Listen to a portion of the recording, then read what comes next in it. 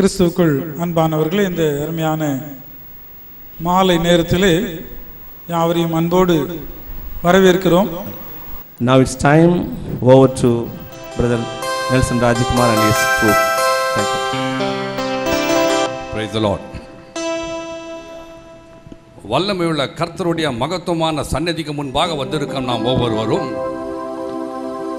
நம்முடைய கண்களை மூடி தலைகளை தாழ்த்தி கர்த்தருடைய பிரசன்னம் இன்னும் நம் ஒவ்வொருவர் மீதும் இன்னும் அதிகமாக இறங்கும்படியாகவும் கேட்கப்படும் வார்த்தை நம் உள்ளத்திலே பலன் தரும்படி விதைக்கப்படும்படியாகவும் தேவனுடைய வார்த்தை நம்முடைய ஆவியில் ஒரு அசைவை ஏற்படுத்தும்படியாகவும் எல்லாவற்றுக்கு மேலாக ஆவியானவர் நம்மோடு இடைப்பட்டு நம்மோடு பேசும்படியாகவும் அவருடைய மெல்லிய சத்தத்தை நாம் கேட்கும்படி கர்த்தர் நம்முடைய செவிகளை விருத்த சேதனம் பண்ணும்படியாகவும் கருத்தாய் ஊக்கமாய் கர்த்தரை நோக்கி ஜெபிப்போம்.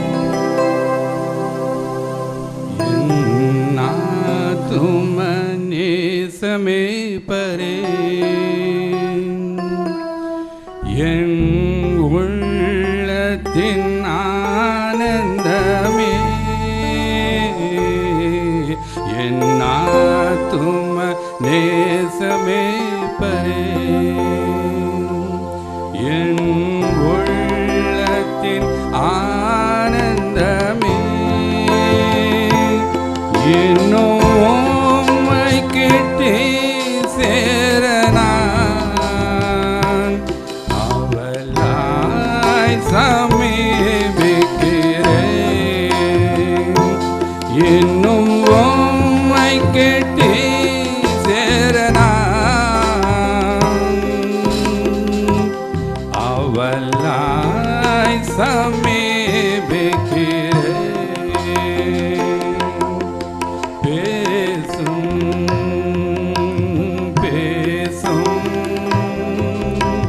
ஜெபம் செய்யும் போது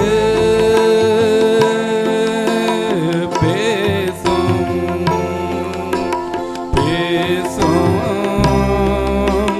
ஜெபம் செய்யும் போது ஆண்டவா பிரியமானதே இப்போ காட்டும் செய்ய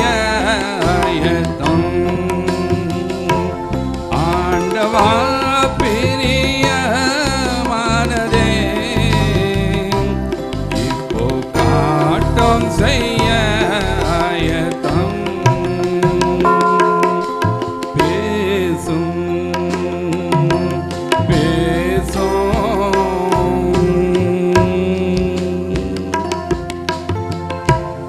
Let the words of my mouth and the meditation of my heart be acceptable in thy sight, O God, my strength and my redeemer.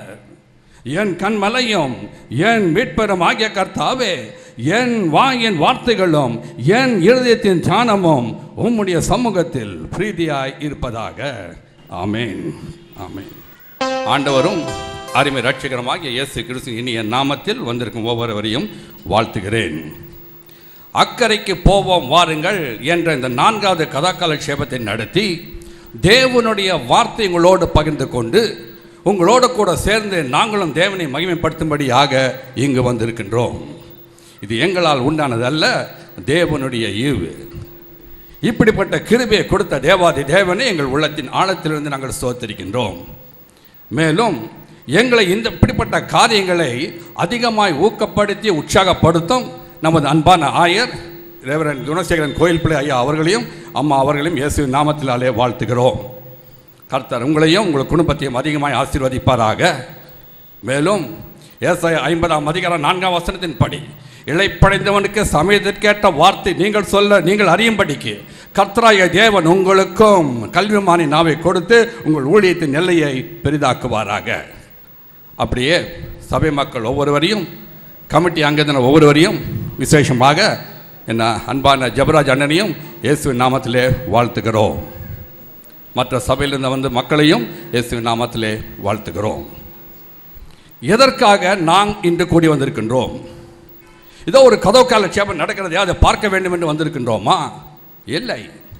I have told you many number of times, கதவுக்கால சேபம், it is not an entertainment. It is not just a program being conducted to get all your appreciation. No.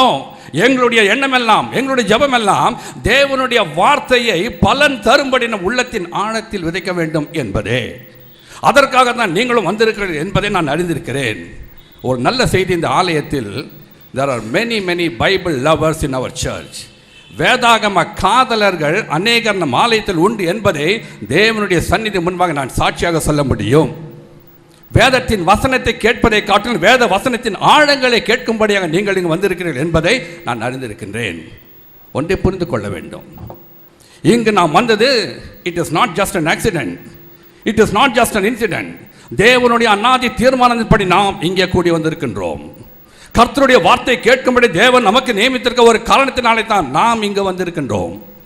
ஒருவேளை அநேக தேவனுடைய வார்த்தையை கேட்க வேண்டும் என்று விரும்பியும் உடல் பலவீன காரணமாகவோ அல்லது ஏதாவது சூழ்நிலை வர முடியவில்லை.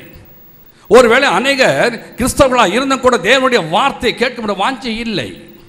ஆனால் கர்த்தரோ நமக்கு இறங்கி, கிருபையா இறங்கி இந்த வசனங்களை கேட்கும்படி நம்மளை உள்ளே கொண்டு வந்து சேர்த்திருக்கின்றாரே. இந்த வசனத்தை கேட்பதற்கு முன்பதாக தேவனுடைய வார்த்தை நாம் அறிய முன்பதாக எப்படி இருந்தோம்? அந்தரங்கத்தில் இருந்தோம், அந்தகாரத்தில் இருந்தோம். இப்பொழுது நம்மை ஆச்சரியமான ஒளியின் இடத்திற்கு அவர் கூட்டி வந்திருக்கின்றார். ஒருவேளை தேவனுடைய வார்த்தை கேட்கும் முன்பதாக, அந்த தேவனுடைய வார்த்தை அறிந்து கொள்ளும் முன்பதாக நாம் எப்படிப்பட்டவர்கள் இருந்தோம்? ஒரு உவர் நிலமாக இருந்தோம். கர்த்தர் நம்மை விளைநிலமாக மாற்றியிருக்கிறார். ஒரு தனி மரமாக இருந்தோம். கர்த்தர் நம்மை கனிமரமாக மாற்றியிருக்கிறார். தேவனுடைய அழைப்பை பெறாதவர்களாக இருந்தோம். கர்த்தரோ இன்று நம்ம அழைப்பை கொடுத்து நம்மை இங்கு கூட்டி சேர்த்திருக்கின்றார். இந்த தேவனை முதலாவதாக நாம் துதித்து பாடலாம். இதுவரை செய்த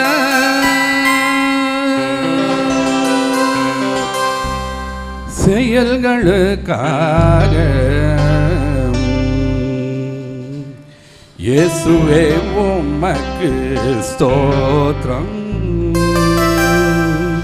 இயேசுவே உமக்கு ஸ்தோத்திரம். சரிரிக கபபனிசா. இதுவரை செய்த செயல்களுக்காக இயேசுவே உமக்கு ஸ்தோத்திரம், இயேசுவே உமக்கு ஸ்தோத்திரம். சரிரிக கபபனிசா. இதுவரை செய்த செயல்களுக்காக இயேசுவே உமக்கு ஸ்தோத்திரம், இயேசுவே உமக்கு ஸ்தோத்திரம். சரிரிக கபபனிசா.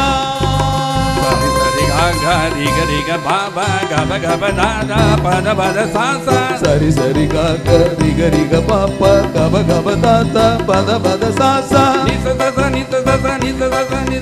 நிரி நிரி நிரி நிரி நிரி நிரி நிரி சாரி கரி சாசா ரி சாத நி நி சா. சாரி கரி சாசா ரி சாத நி நி சா.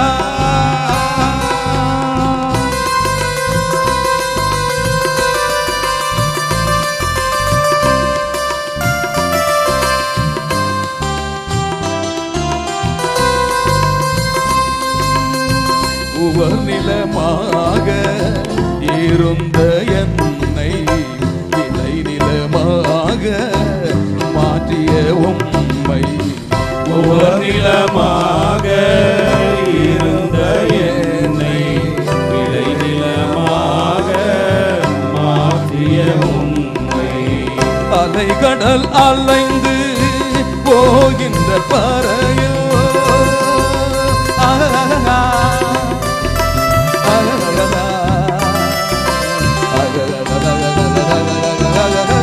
அலைகடல் அலைந்து போகின்ற பறையில் நாவினால் புகழ்ந்து பாடுவேன் நன்றி. நாவினால் புகழ்ந்து பாடுவேன் நன்றி. நாவினால் புகழ்ந்து பாடுவேன் நன்றி. இதுவரை செய்த செயல்களுக்காக இயேசுவே உமக்கு ஸ்தோத்திரம், இயேசுவே உமக்கு ஸ்தோத்திரம். சரிரிக கபபனிசா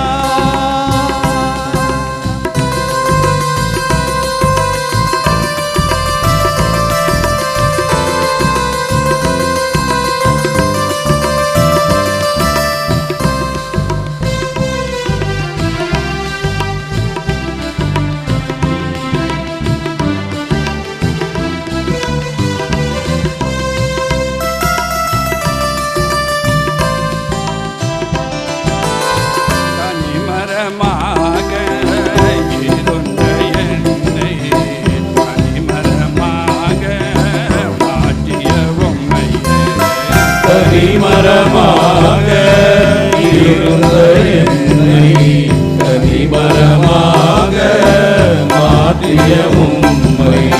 திசைகளும் கோள்களும் பசைகின்ற வரையில்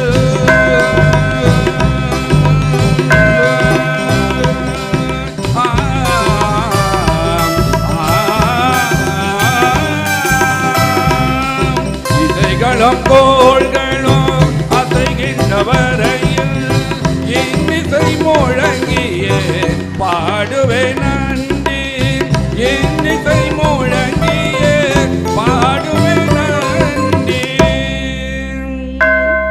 இன்னிசை முழங்கியே பாடுவே நன்றி. இதுவரை செய்த செயல்களுக்காக இயேசுவே உமக்கு ஸ்தோத்திரம், இயேசுவே உமக்கு ஸ்தோத்திரம். சரிரிக கபபனிசா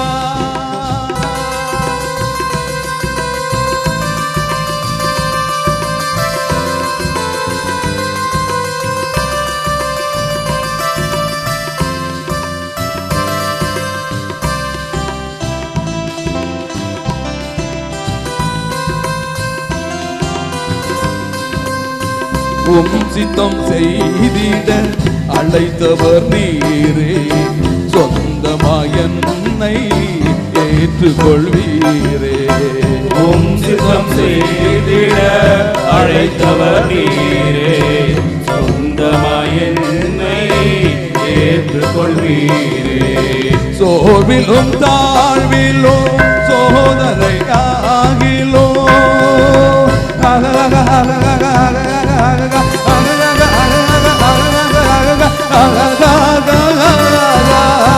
சோவிலும் தாழ்விலும் சோதனைக்காகிலும் தாங்கினார் தயவாய் பாடுவே நன்றி, தாங்கினார் தயவாய் பாடுவே நன்றி,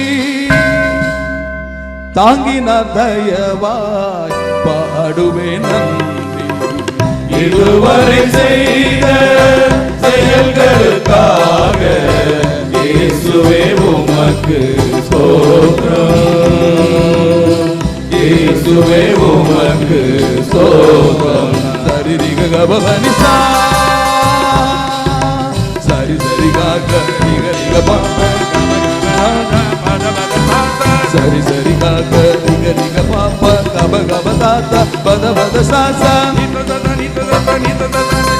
நிரிரி நிரிரி நிரிரி நிரிரி சாரி கரி சாசா நீ சாசா நீ சா சாரி கரி சாசா நீ சாசா நீ சா.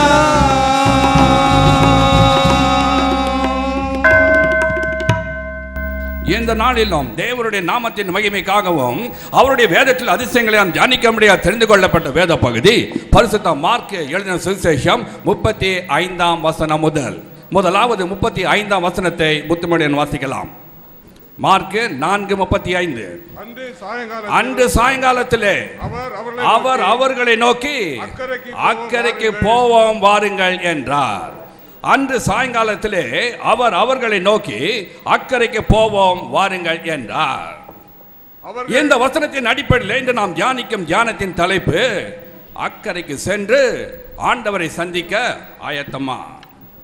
அக்கரைக்கு சென்று ஆண்டவரை சந்திக்க ஆயத்தமா. Are you ready? am I ready? are we ready? மனிதனாக பிறந்த நாம் ஒவ்வொருவரும் ஒரு காலத்தில் அக்கறைக்கு சென்றே ஆக வேண்டும். இது கர்த்தர் நமக்கு நியமித்த ஒரு நியமம். ஒருவேளை ஆண்டவருடைய வருகை தாமதம் ஆகும் என்றால், அதற்கு முன்பாக நம்ம அழைப்பு இருக்கும் என்று சொன்னால், நாம் அந்த அக்கறைக்கு சென்றே ஆக வேண்டும். நாம் ஆயத்தமாய் இருக்கின்றோமா? நாம் அதற்கு ஆயத்தமாய் இருக்கின்றோமா? நம்மை நாம் ஆராய்ந்து பார்ப்போம். கர்த்தர் எனக்கும் நல்ல ஒரு பிசினஸை கொடுத்திருக்கிறார். கர்த்தர் எனக்கும் ஒரு குடும்பத்தை கொடுத்திருக்கிறார். கர்த்தர் எனக்கு ஊழியத்தை கொடுத்திருக்கிறார். ஆனால் என்னுடைய விருப்பம் எல்லாம் என் குடும்பத்திற்கு வேண்டிய காரியங்களை செய்த பின்பு, ஆவிக்குரிய காரியங்கள் எல்லாவற்றையும் செய்த பின்பு, என் குழந்தைகள் இருவரும் அந்த நல்ல ஸ்பிரிச்சுவல் ட்ராக்ல உட்கார்ந்த பிறகு, என் ஊழியத்தை பிறகு முடிந்த பிறகு, oh I love to die, I love to leave this world, I will love the death. நான் மரணத்திற்கு நான் பயப்படுவதில்லை. I know the moment I close my eyes I will be with me Jesus. இது எனக்கு என்னுடைய விசுவாசம் எனக்கு இருக்கிறது. இந்த விசுவாசம் நமக்கு உண்டா? நம்மை நாம் ஆராய்ந்து பார்ப்போம். ஒரு காலத்தில் இந்த அக்கறைக்கு நாம் செல்லும் பொழுது ஒரு வேளை ஆயத்தம் இல்லை என்று சொன்னால் அமிழ்ந்து போவோம். மணவாளனை சந்திக்க 10 கன்னிகைகள் போனார்கள் தான். 5 பேர் தான் புத்தியுள்ளவர்கள். புத்தியுள்ளவர்கள் மணவாளனை சந்தித்தார்கள். 5 பேர் புத்தி இல்லாதவர்கள் மணவாளனை சந்திக்க முடியவில்லை. மனிதன் உலகம் முழுவதும் ஆயத்தப்படுத்தினாலும் தன் ஜீவன் நஷ்டப்பட்டு போனால் அவருக்கு என்ன லாபம்? உள்ளத்தில் ஆராய்ச்சிலிருந்து நாம் ஆராய்ந்து பார்ப்போம். நாம் இதற்காக ஆயத்தமாக இருக்கிறோமா? இந்த நாளில் தேவனுடைய வருகை வரும் என்று சொன்னால், ஒருவேளை இந்த நாளில் நம்ம அழைப்பு இருக்கும் என்று சொன்னால், நாம் அதற்கு ஆயத்தமாக இருக்கின்றோமா? ஆலயத்துக்கு நல்லா வரலாம், கதாக்கால் சேப்பத்தை நடத்தலாங்க, நல்லா பாடலை பாடலாம், மியூசிக் இன்ஸ்ட்ருமெண்ட்டை வாசிக்கலாம், ஒழுங்காக ஆலயத்துக்கு வரலாம். நாம் ஆயத்தம் இல்லை என்று சொன்னால், ஒரு வேளை ஆண்டவர் வருகையில் கைவிடப்பட்டவர்களாக இருப்போம் என்று சொன்னால், நம்மை போல பரிதவிக்க கூட யாருமே இல்லை. ஆகவே ஒரு சில நிமிடம் மட்டும் கண்களை மூடி உள்ளத்தின் ஆழத்திலே அமைதியாக ஜெபிப்போம். ஆண்டவரை என்னை ஆயத்தப்படுத்தும், ஆண்டவரை என்னை ஆயத்தப்படுத்தும். ஒருவேளை இந்த நாளில் என்னை அழைப்பு இருக்கும் என்று சொன்னால், ஆண்டவரை ஆயத்தமாகும் இடத்தில் வர நான் என்னை ஆயத்தப்படுத்தும் என்று ஒரு நிமிடம் ஜெபிக்கலாமா? கண்களை மூடி மனதின் ஆழத்திலே ஜெபிக்கலாம். கிருபையின் அழைப்பினான் மரண நேரம் வருகையில், கிருபையின் அழைப்பினான் மரண நேரம் வருகையில், சுற்றத்தால் சூழ்ந்திட பற்றுள்ளோரும் கதறிட, கிருபையின் அழைப்பினான் மரண நேரம் வருகையில், சுற்றத்தால் சூழ்ந்திட பற்றுள்ளோரும் கதறிட, மகிமையில் இயேசுவை தரிசிக்கும் நேரத்தில், அந்த நாள் நல்ல நாள், பாக்கிய நாள், அந்த நாள் நல்ல நாள், பாக்கிய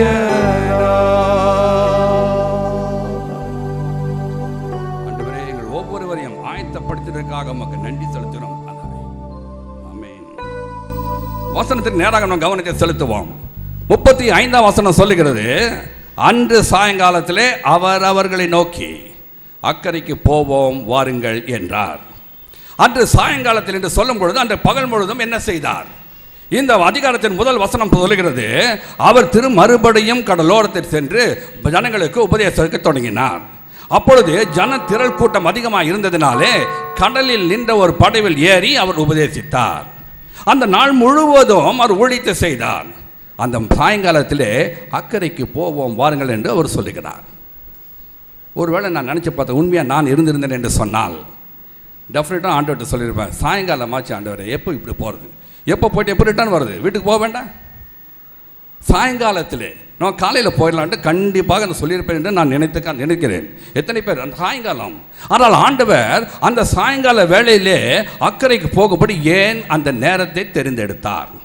அவர் தெரிந்தெடுத்த பொழுது அந்த சீஷர்கள் அனைவரும் அவரோடு சென்றார்கள். ஓகே போகலாம். எப்படி? வசனத்தை எடுத்து வாசிக்கலாம். அவர்கள் ஜனங்களை யோவான் 12ஆம் அதிகாரம் 49, 50 வசனங்கள். யோவான் 12 அவர் சொல்லுகிறார், நான் சுயமாய் ஒன்றும் சொல்லவில்லை, நான் பேச வேண்டியது இன்னதென்றும் நான் பிரசங்கிக்க வேண்டியது இன்னதென்றும் என்னை அனுப்பின பிதா எனக்கு கட்டளையிட்டார். 50 வசனம் சொல்லுகிறது, அவருடைய கட்டளைகள் நித்திய ஜீவனாய் இருக்கிறது என்பதை நான் அறிந்திருக்கிறேன். அப்படி பிதாவிற்கு ஒரு கட்டளையிட்டார், நீர் அக்கறைக்கு போகும்படியாக. அங்க ஒரு பெரிய ஊழியத்தை வைத்திருக்கிறேன், நீர் அக்கறைக்கு போக வேண்டும் என்று ஒரு கட்டளையிட்டார். அந்த பிதாவின் கட்டளைகள் நித்திய ஜீவனாய் இருக்கிறபடினாலே அவர் அப்படியே அந்த கட்டளையின்படியே சென்றார். அப்படி செல்லும் பொழுது அந்த சீஷர்களை சொன்னார், நீங்களும் வாருங்கள். உடனே அவர்கள் சீஷர்கள் வந்தார்கள். மகிழ்ச்சியோடு இந்த சீஷர்கள் வந்தார்கள். எப்படி அவர்கள் போனார்கள்?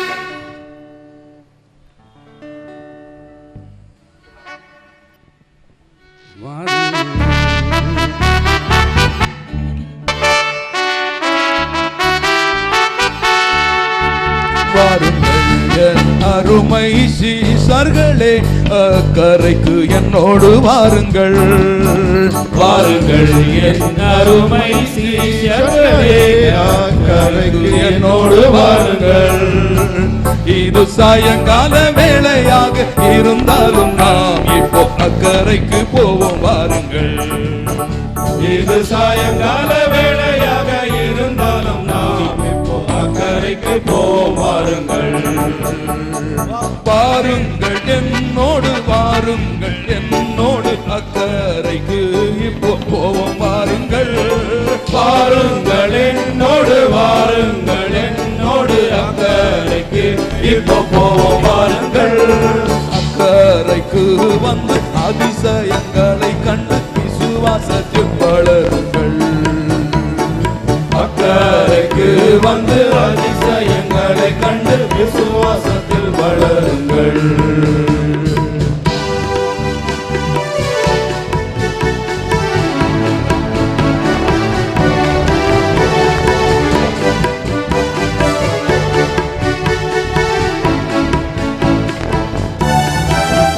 என் பிதா எனக்காக பெரும் ஊழியத்தை அக்கறை வைத்துள்ளாரே. என் பிதா எனக்காக பெரும் ஊழியத்தை அக்கறை வைத்துள்ளாரே. அவர் சீர்த்தத்தை நிறைவேற்றி ஊழியம் செய்திட அக்கறைக்கு போவோம் வாருங்கள். அவர் சீர்த்தத்தை நிறைவேற்றி ஊழியம் செய்திட அக்கறைக்கு போவோம் வாருங்கள். வாருங்கள் என்னோடு வாருங்கள், என்னோடு அக்கறைக்கு இப்போ போவோம் வாருங்கள். வாருங்கள் என்னோடு வாருங்கள், என்னோடு அக்கறைக்கு இப்போ போவோம் வாருங்கள். அக்கறைக்கு வந்து அதிசயங்களை கண்டு விசுவாசத்தில் வளருங்கள். அக்கறைக்கு வந்து அதிசயங்களை கண்டு விசுவாசத்தில் வளருங்கள். சீஷர்கள் அக்கறைக்கு சென்று விட்டார்கள். அடுத்த வசனம் 36ஆம் வசனம் படிங்க. 4:36 மார்க் 4:36. அவர் படவில் இருந்தபடியே சீஷர்கள் அவரை அக்கறைக்கு போனார்கள். அவரோட கூட வேற படவுகளும் இருந்தது. Underline that word. அவரோட கூட வேற படவுகளும் இருந்தது. Will come to that later. அப்பொழுது அந்த சீஷர்கள் போகும் பொழுது அப்பொழுது பலத்த காற்று உண்டாகி, சுழல் காற்று, பலத்த சுழல் காற்று உண்டாகி படவு நிரம்பத்தக்கதாக அலைகள் அதில் மேல் மோதிற்று. கப்பலின் பின்னணியத்தில் அவர் தலையணையை வைத்து தூங்கல, தலையணையை வைத்து அவர் பின்னணியத்தில் அவர் தூங்குகிறார். அவர்கள் அவரை எழுப்பி போதகரே நாங்கள் மடிந்து போறது உமக்கு கவலை இல்லையா? அந்த காட்சியை கொஞ்சம் பாருங்களேன். நம்ம எல்லாரும் அப்படியே கொஞ்சம் ஸ்டிஃபாக உட்காருங்க, பி ரிலாக்ஸ்ட். நம்மளும் இப்போ அக்கறைக்கு போயிருக்கோம். அக்கறைக்கு போகும்போது நம்ம ஸ்ட்ரைட்டாக உட்காந்தாக்கா அப்புறம் என்ன பண்ணுவோம்? இப்போ சீஷர்கள் படவில் ஏறி உட்கார்ந்து விட்டார்கள். இயேசுவும் அவர் இருக்கிறார். அப்பொழுது அவரோடு கூட வேற படவுகளும் இருந்தது. அப்பொழுது ஒரு காற்று உண்டாகவில்லை, ஒரு பலத்த காற்று உண்டாகவில்லை, பலத்த சுழல் காற்று உண்டாகி அலைகள் படவு நிரம்பத்தக்கதாக அலைகள் படவின் மேல் மோதிற்று. சீஷர்கள் எப்படி இருந்திருப்பாங்க? ஒருத்தராவது ஒரு பக்கம் நிற்க முடியல. படவு அலைகளால் அலை மோதுகிறது, கதறுகிறார்கள், கூக்குரல் இடுகிறார்கள், என்ன செய்வது தெரியவில்லை. ஒருத்தர் மேல ஒருத்தர் விழுந்த தூரத்துல இருந்து பார்த்தா சீஷர்கள் ஏதாவது கபடி விளையாடுற மாதிரி இருக்குது. ஒருத்தர் மேல ஒருத்தர் விழுந்திருக்காங்க, ஏன்னா நின்னா கீழே விழுந்துடுறாங்க. அப்படிப்பட்ட சூழ்நிலையில் அவளுக்கு என்ன செய்ய வேண்டிய தெரியவில்லை. ஆனால் ஒன்று மட்டும் நிச்சயமாக இருந்து கொண்டார்கள், டெத் இஸ் இமினன்ட், மரணம் நிச்சயம் என்பதை அவர்கள் அறிந்து கொண்டார்கள். அந்த நேரத்தில் ஆண்டவரை எழுப்புறார், போதகரே நாங்கள் மனித போறது உங்களுக்கு கவலை இல்லையா? அவருக்கு சொல்றாங்க. அப்ப சீஷர்களுக்கு ஒரு விசுவாசம் என்ன இருந்ததுன்னா, இந்த சீஷர்கள் ஆண்டவர் உன்னதமான, அவருக்கு எப்படியும் மரணம் வராது, நமக்கு அந்த அளவுக்கு ஆண்டவர் மேல ஒரு விசுவாசம். ஆண்டவரே நாங்கள் மடிந்து போகதே உமக்கு கவலை இல்லை, நாம் எல்லாரும் மடிந்து போய் விடுமா என்று சொல்லவில்லை. அப்பொழுது இவர்கள் எல்லாம் மரணத்தை எதிர்நோக்கி சென்று கொண்டிருக்கின்றார்கள். அந்த அலைகளினால் கூக்குரலோடு அவள் எப்படி அவள் பயணம் இருந்திருக்கும் என்பதை நாம் இப்பொழுது பார்க்கலாம் ஒரு பாடலின் மூலமாக.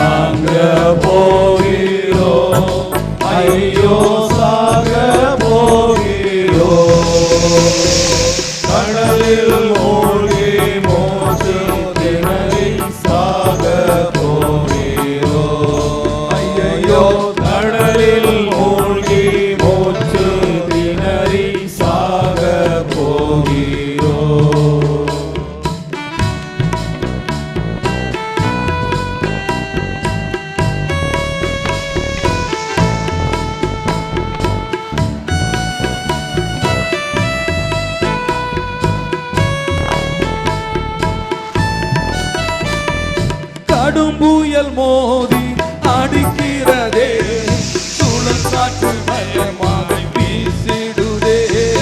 கடும்புயல் மோதி அடிக்கிறதே, சுழல் காற்று பலமாக வீசிடுதே. இனி தப்பி பிழைப்போம் என்ற நம்பிக்கை முற்றிலுமாக போய்விட்டதே. இனி தப்பி பிழைப்போம் என்ற நம்பிக்கை முற்றிலுமாக போய்விட்டதே. போகிறோம், ஐயோ சாக போகிறோம்.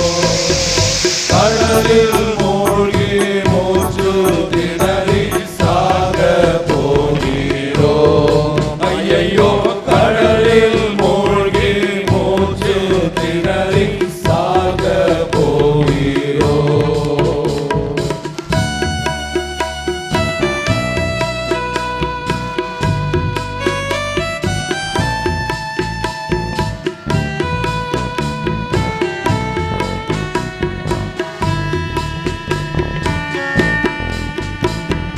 எங்கே போனார் நம் இயேசு? ஐயோ இயேசுவை காணோமே. எங்கே போனார் நம் இயேசு? ஐயோ இயேசுவை காணோமே. அங்கே பாரு தூங்குறாரு தலையணையுடன் பின் அணியத்திலே. அங்கே பாரு தூங்குறாரு தலையணையுடன் பின் அணியத்திலே. நாங்க போகிறோம், ஐயோ சாக போகிறோம். கடலில் மூழ்கி மூச்சு திணறி சாக போகிறோம். ஐயோ கடலில் மூழ்கி மூச்சு திணறி சாக போகிறோம்.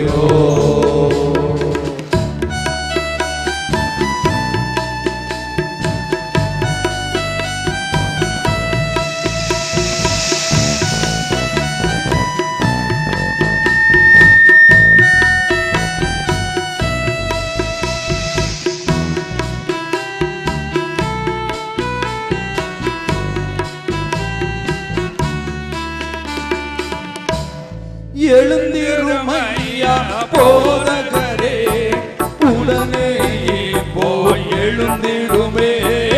எழுந்திருமையா போதகரே, உடனே இப்போ எழுந்திடுமே. நாங்களெல்லாம் மடிந்து போவது கொஞ்சமும் கவலை உமக்கில்லையா? நாங்களெல்லாம் மடிந்து போவது கொஞ்சமும் கவலை உமக்கில்லையா? நாங்க போகிறோ, ஐயோ சாக போகிறோ. கடலில் மூழ்கி மூச்சு திணறி சாக போகிறோ. ஐயோ கடலில் மூழ்கி மூச்சு திணறி சாக போகிறோ. எல்லாம் போச்சேடா நாம போச்சேடா. விசுவாசம் நம்பிக்கை சந்தோஷம் சமாதானம் எல்லாம் போச்சேடா. விசுவாசம் நம்பிக்கை சந்தோஷம் சமாதானம் எல்லாம் போச்சேடா. விசுவாசம் நம்பிக்கை சந்தோஷம் எல்லாம் போச்சு. விசுவாசம் ஒன்று போனாலே எல்லாமே போச்சு. இது சீஷர்களுடைய நிலைமை. இயேசுவின் நிலைமை என்ன? 38ஆம் வசனம்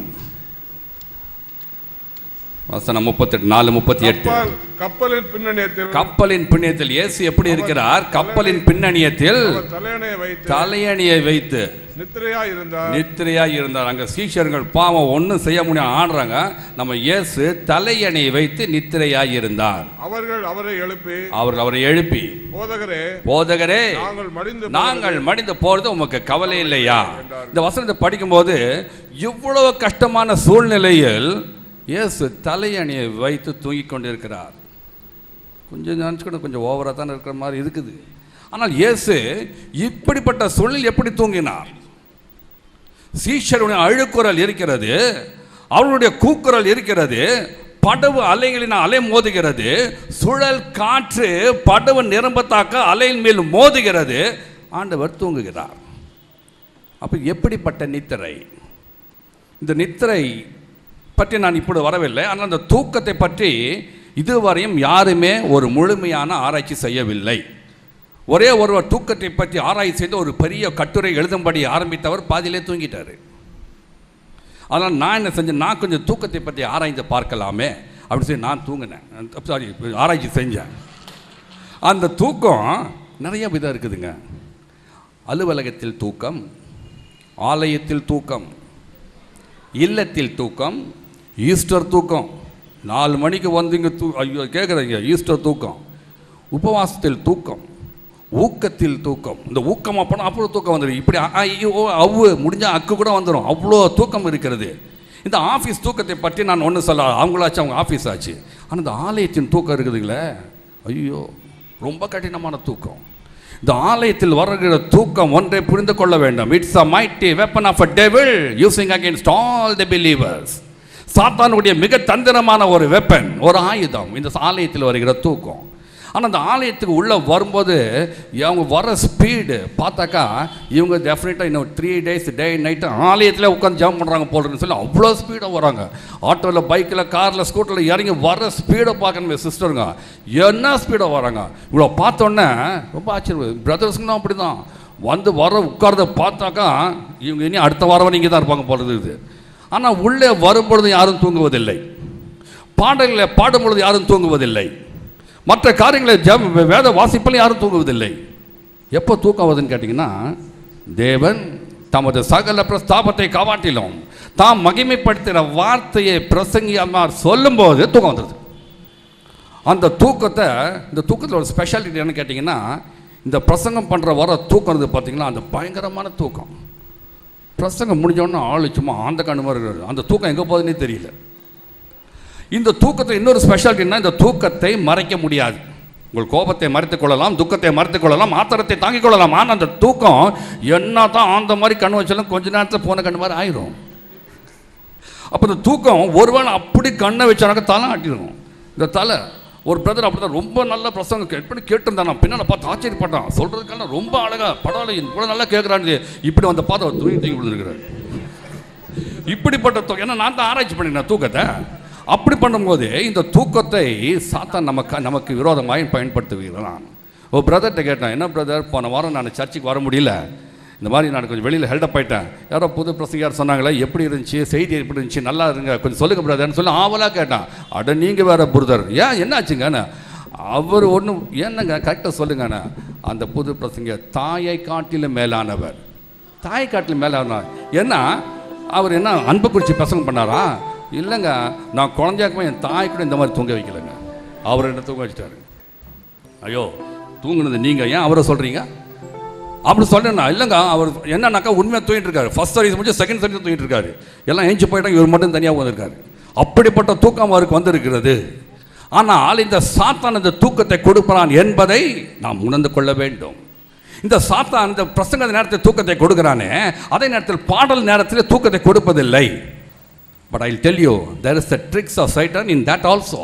பாடலில் பாடும்பொழுது யாருக்கும் தூக்கம் வருவதில்லை அப்படின்னு சொல்லி நம்ம நினச்சிக்கிறோம். ஆனால் சாத்தானுடைய வேலை என்ன?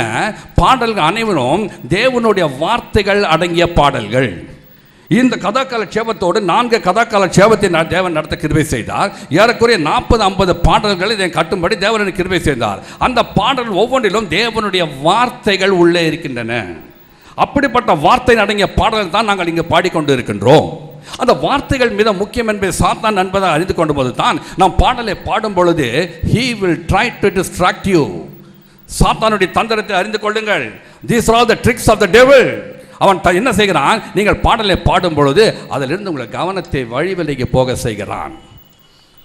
ஆயரைய சொல்லுவாங்க, நாம் அனைவரும் எழுந்து 135வது பாடலை பாடுவோம்.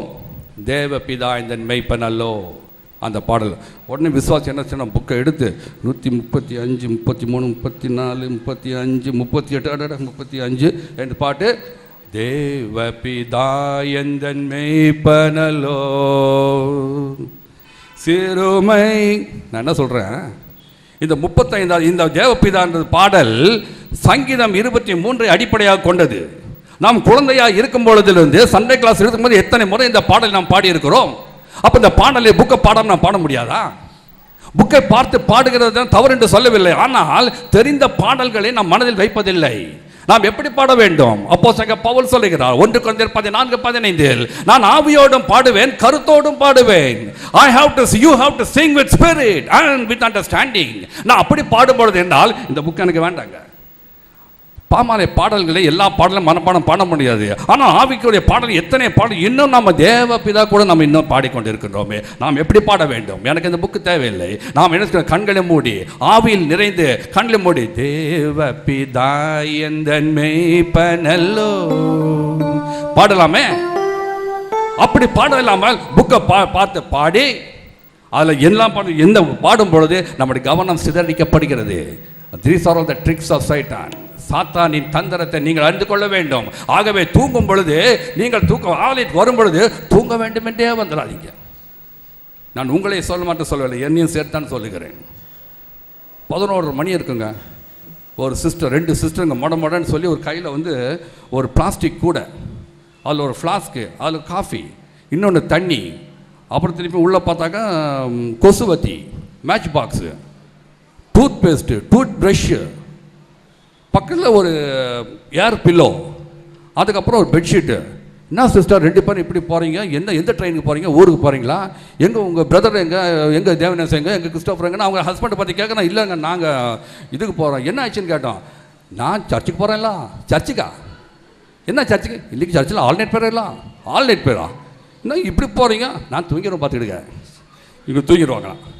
அப்போ இந்த கொசு சர்ச்சு ரொம்ப கொசு இருக்குதுல்ல, இன்னும் கொசுவத்தை 10 வருஷம் அப்படி தூங்கிடும், பார்த்துக்கிடுங்க. சரி சார் பைபிள் நான் பக்கத்தில் பார்த்துக்கோங்களா. அப்புறம் டூத் பேஸ்ட்டு காலையில் 6 மணிக்கு முடிஞ்சோடனே பல் வழிட்டு வீட்டுக்கு வந்துடுவோம்ல.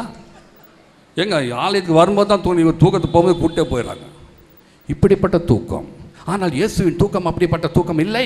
அவர் நித்திரை அப்படிப்பட்ட இல்லை. ஏன் அவர் அந்த நேரத்திலும் அப்படிப்பட்ட நித்திரையாக இருந்தால் எடுத்து வாசிக்கலாம். நீதிமொழிகள் 3ஆம் அதிகாரம் 19, 21, 23, 24, 25. நீதிமொழிகள் 19.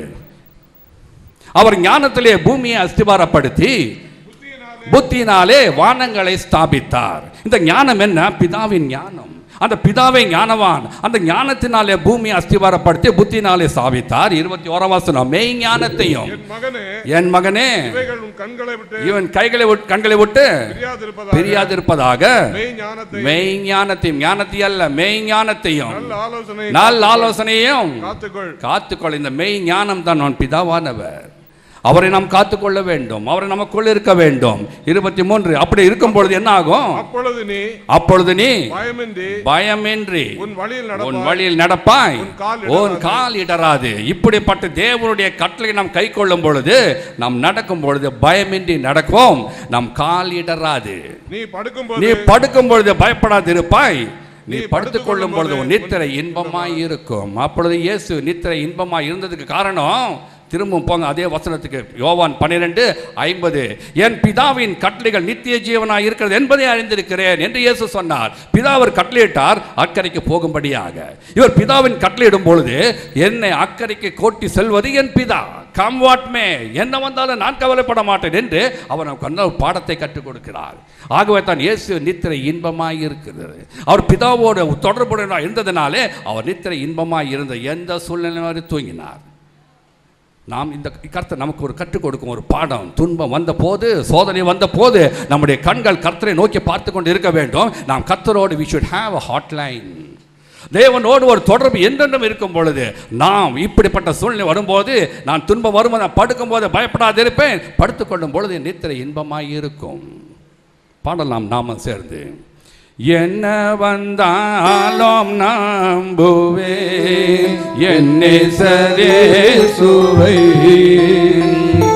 யார் கைவிட்டாலும் பின் செல்வேன் எனது இயேசுவை. அவரை காண உயரமா எவ்வளவன் என்னவும் என்னை கைவிட மாட்டார். வல்ல மீட்பர் உண்டெனக்கு, உண்டெனக்கு, உண்டெனக்கு, காக்கும் வல்ல மீட்பர் உண்டெனக்கு, காத்திடுவார் என்றுமே, காத்திடுவார் என்றுமே. பாடும்போது நல்லா தான் பாடிடுறோம். காக்கும் கனவுகள் எனக்கு உண்டு, நல்ல சந்தோஷமாக பாடுறோம். துன்பம் வந்தோன்னே நம்ம பாட்டியை மாற்றிடுறோம். நாம் எப்படி இருக்கிறோம் என்பதற்கு உதாரணமாக சொல்கிறேன். நீங்கள் அந்த பாடலை தயவுசெய்து பாட வேண்டாம். காக்கும் கரங்கள் எனக்கு இல்லை, காத்திடுபவர் யாரும் இல்லை. இது ஒரு வேடிக்கையாக சொல்லவில்லை, உண்மையாக இப்படித்தானே செய்கிறோம். ஏன் விசுவாசம் ஆழமாக இல்லை. அழுது கொண்டே அழுது கொண்டே அலைகளை நான் கடந்திடுவேன். ஐயையோ ஐயையோ ஐயையோ ஐயையோ. இதுக்கு ஒரு மியூசிக்கு, ஒரு ட்ரம்மு, ட்ரப்பு எல்லாமே இருக்குது. அப்போ பாருங்க, நம்ம பாடல்கள் அந்த வார்த்தைகளை நாம் உணர்ந்து பாடாமல் என்ன செஞ்சிடும், கர்த்தருடைய கரம் நம்மோடு இருக்கிறது சொல்லுகிறோம். ஆனால் ஆபத்து வரும் பொழுது நம்ம விசுவாசம் ஓடிப்போம். அப்படி அல்ல, என்றென்றும் எந்த சூழ்நிலை கர்த்தருடைய கரத்தை உறுதியாய் பிடித்து கொண்டு நாம் ஜீவிக்க கர்த்தர் நமக்கு கிருபை செய்வாராக. இன்னொரு காரியம், இயேசு இப்படி நித்திரை செய்தாரே, இப்படிப்பட்ட நித்திரை எப்படி இருந்தது என்று இன்னொரு கோணத்தில் நாம் சிந்திக்கலாம். ஒருவர் தூங்கிக் கொண்டு இருக்கும் பொழுது அவருடைய தூக்கம் எப்படிப்பட்டதா இருந்தது என்பதை அவர் தூங்கும் விதத்தை பார்த்து ஒரு அளவுக்கு நாம் அறிந்து கொள்ளலாம். ஆனால் அதை காட்டிலும் அவர் தூக்கத்திலிருந்து எழுந்திருக்கும் பொழுது அவர் எப்படிப்பட்ட ஒரு இயல்போடு எந்திருக்கிறார் என்று பார்த்து அவர் தூக்கம் எப்படிப்பட்டதாக இருந்திருக்கும் என்பதை இன்னும் ஆழமாக அறிந்து கொள்ளலாம். I hope you understand what I mean. அப்படி இயேசு எழுந்திருக்கும் பொழுது எப்படி எழுந்தார்? அவர் சீஷர்கள் அவர்களை எழுப்பும் வரை அவர் எழுந்திருக்கவில்லை. அவர் எழுந்தவுடனே என்னாச்சு என்னாச்சு ஏன் என்னாச்சு என்று சொன்னாரா? அல்லது ஏன் முதல்ல எழுப்பல, கொஞ்சம் முன்னே எழுப்பிருக்கலாமே என்று சொன்னாரா? அல்லது உடனே படகு திருப்ப புயல் வந்துருச்சு ரிட்டர்ன் போயிடலாம் என்று சொன்னாரா? அவர் ஒன்றுமே சொல்லவில்லை. அவர் செய்தது என்ன? நேராக காற்றை அதட்டினார், கடலை பார்த்து இறையாதே அமைதலாயிரு என்று சொன்னார். அவர் வார்த்தையில் வல்லமை உண்டு.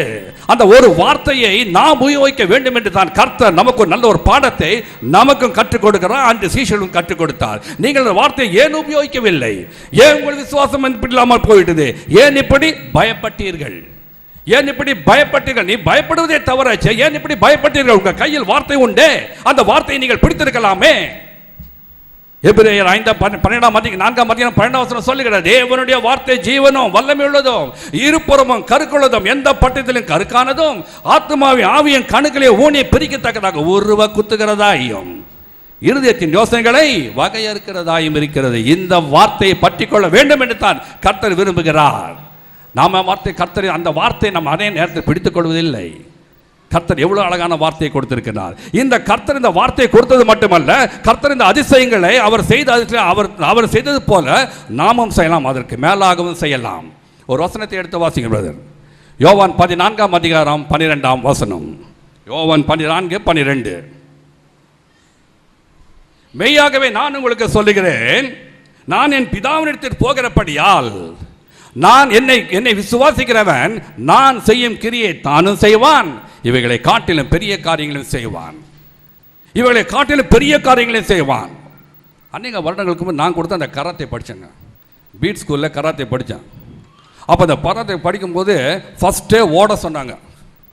அது என்னன்னு தெரியல, கராத்தே படித்தாலும் ஓட சொல்கிறாங்க, போலீஸ் டிபார்ட்மெண்ட்லேயும் ஓட சொல்கிறாங்க, ஆர்மிலையும் என்ன சொல்லி கொடுத்துருந்தோம்? ஃபஸ்ட்டு ஓடாதியா, நில்லையா தைரியமா, அதை சொல்கிறதில்ல, எடுத்தோன்னே ஓடுறோம். நாங்கள் 6 நாள் ஓடி 7ஆவது நாள் அப்படியே வெளில ஓடி வந்துட்டேன். கையை தான் வேலையாச்சு. அப்போ எனக்கு சொல்லுவாங்க, இந்த கராத்தேல ஒரு அந்த முக்கியமான இதை சொல்லிக் கொடுக்க மாட்டாங்க, ஸ்ட்ரோக்கு. அப்புறம் தான் பார்த்தா அவருக்கே தெரியாது, அதனால் சொல்லிக் கொடுக்க மாட்டேன். அந்த மாதிரி அந்த மாஸ்டரு, நம்முடைய மாஸ்டர் எப்படி? என்னை விசுவாசிக்கிறவன் நான் செய்யும் காரியை தானும் செய்வான், இவைகளை காட்டிலும் பெரிய காரியங்களை செய்வான். இப்படிப்பட்ட ஒரு விசுவாசம் இயேசுவுக்கு இருந்ததனால தான் அவர் நித்திரை இன்பமாய் தூங்கி கொண்டிருந்தார். எண்ணாகமம் 23:19 சொல்லுகிறது, பொய் சொல்ல தேவன் ஒரு மனிதன் அல்ல, மனம் மாற ஒரு மனுபுத்திரனும் அல்ல. அவர் சொல்லியும் செய்யாது இருப்பாரா? அவர் வசனத்தும் நிறைவேற்றாது இருப்பாரா? கர்த்தருடைய வார்த்தை ஜீவனுள்ள வார்த்தைங்க.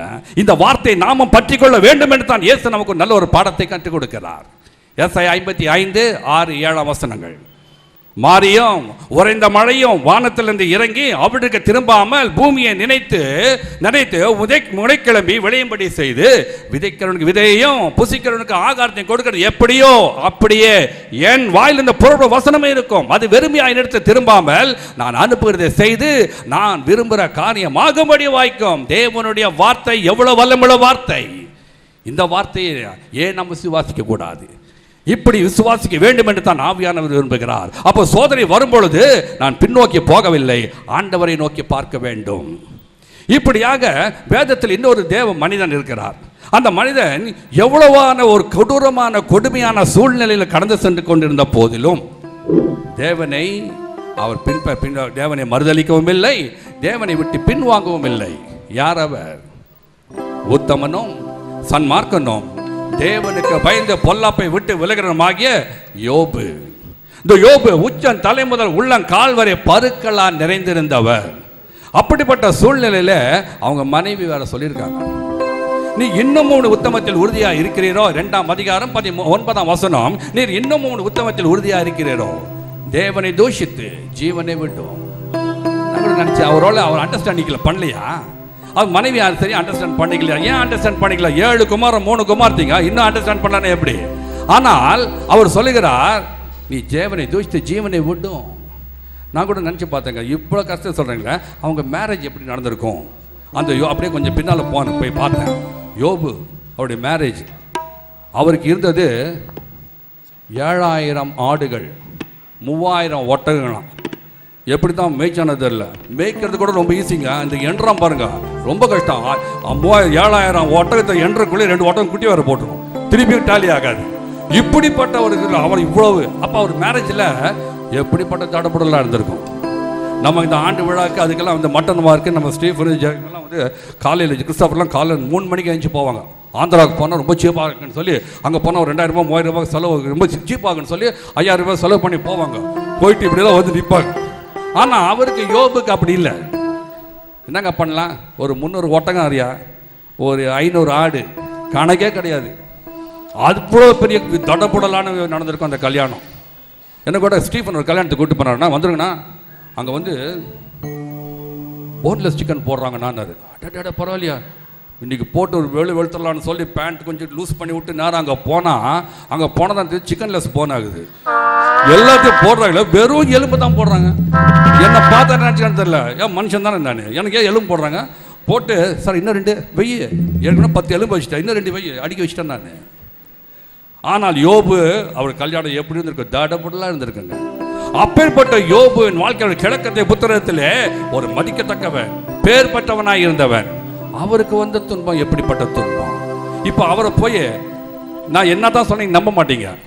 ஆகவே இந்த காலையில் நான் ஊட்ஸ் தேசத்துக்கு சென்று யோபுவையும் மனைவியும் அழைத்து வந்திருக்கிறேன். அனுப்புங்க, நான் யோபுவும் மனைவியும் அவங்களே போய் கேளுங்க. நீங்கள்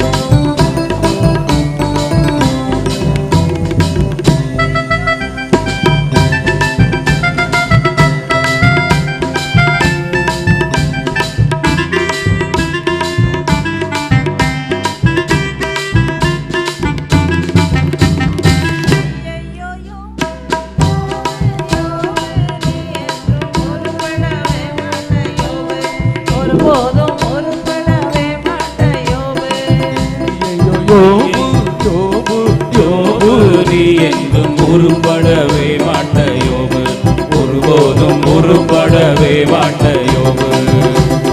வீடும் வாசலும் எல்லாமே போயிட்டு இன்னும் கர்த்தரை நீ நோக்கி ஜெபிக்கின்றாயே. வீடும் வாசலும் எல்லாமே போயிட்டு இன்னும் கர்த்தரை நீ நோக்கி ஜெபிக்கின்றாயே. ஐயையோ யோபு யோபு யோபு, நீ என்றும் உருப்படவே மாட்ட யோபு, ஒருபோதும் உருப்படவே மாட்ட யோபு.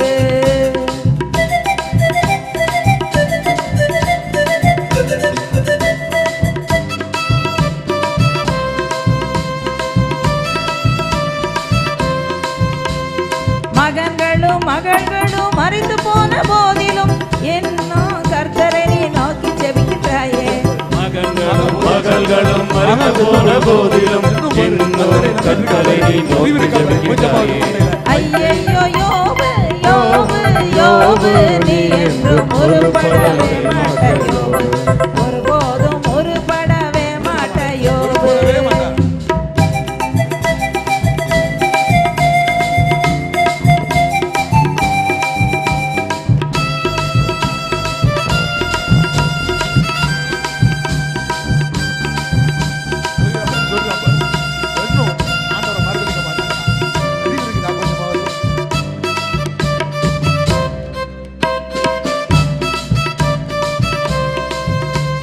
கர்த்தர் உன்னை கொடிய வியாதியினால் தண்டித்தும் இன்னும் கர்த்தரை நீ நோக்கி ஜெபிக்கின்றாயே. கர்த்தரை கொடிய வியாதியினால் தண்டித்தும் இன்னும் கர்த்தரை நீ நோக்கி ஜெபிக்கின்றாயே. ஐயையோ யோபு யோபு யோபு, நீ என்றும் உருப்படவே மாட்ட யோபு, ஒருபோதும் உருப்படவே மாட்ட யோபு. கஷ்டப்படுறான், சொரிஞ்சிருக்கிறான், உள்ளெல்லாம் போச்சுது, சொத்து எல்லாம் போச்சுது, இன்னும் ஏசு உட்காந்துருக்கிறேன், ஆண்டவர் உட்காந்துருக்கிறேன். எப்போ மறுதளிப்பான்னு தெரியல, ஒரு படம் மாதிரியே தெரியலையே.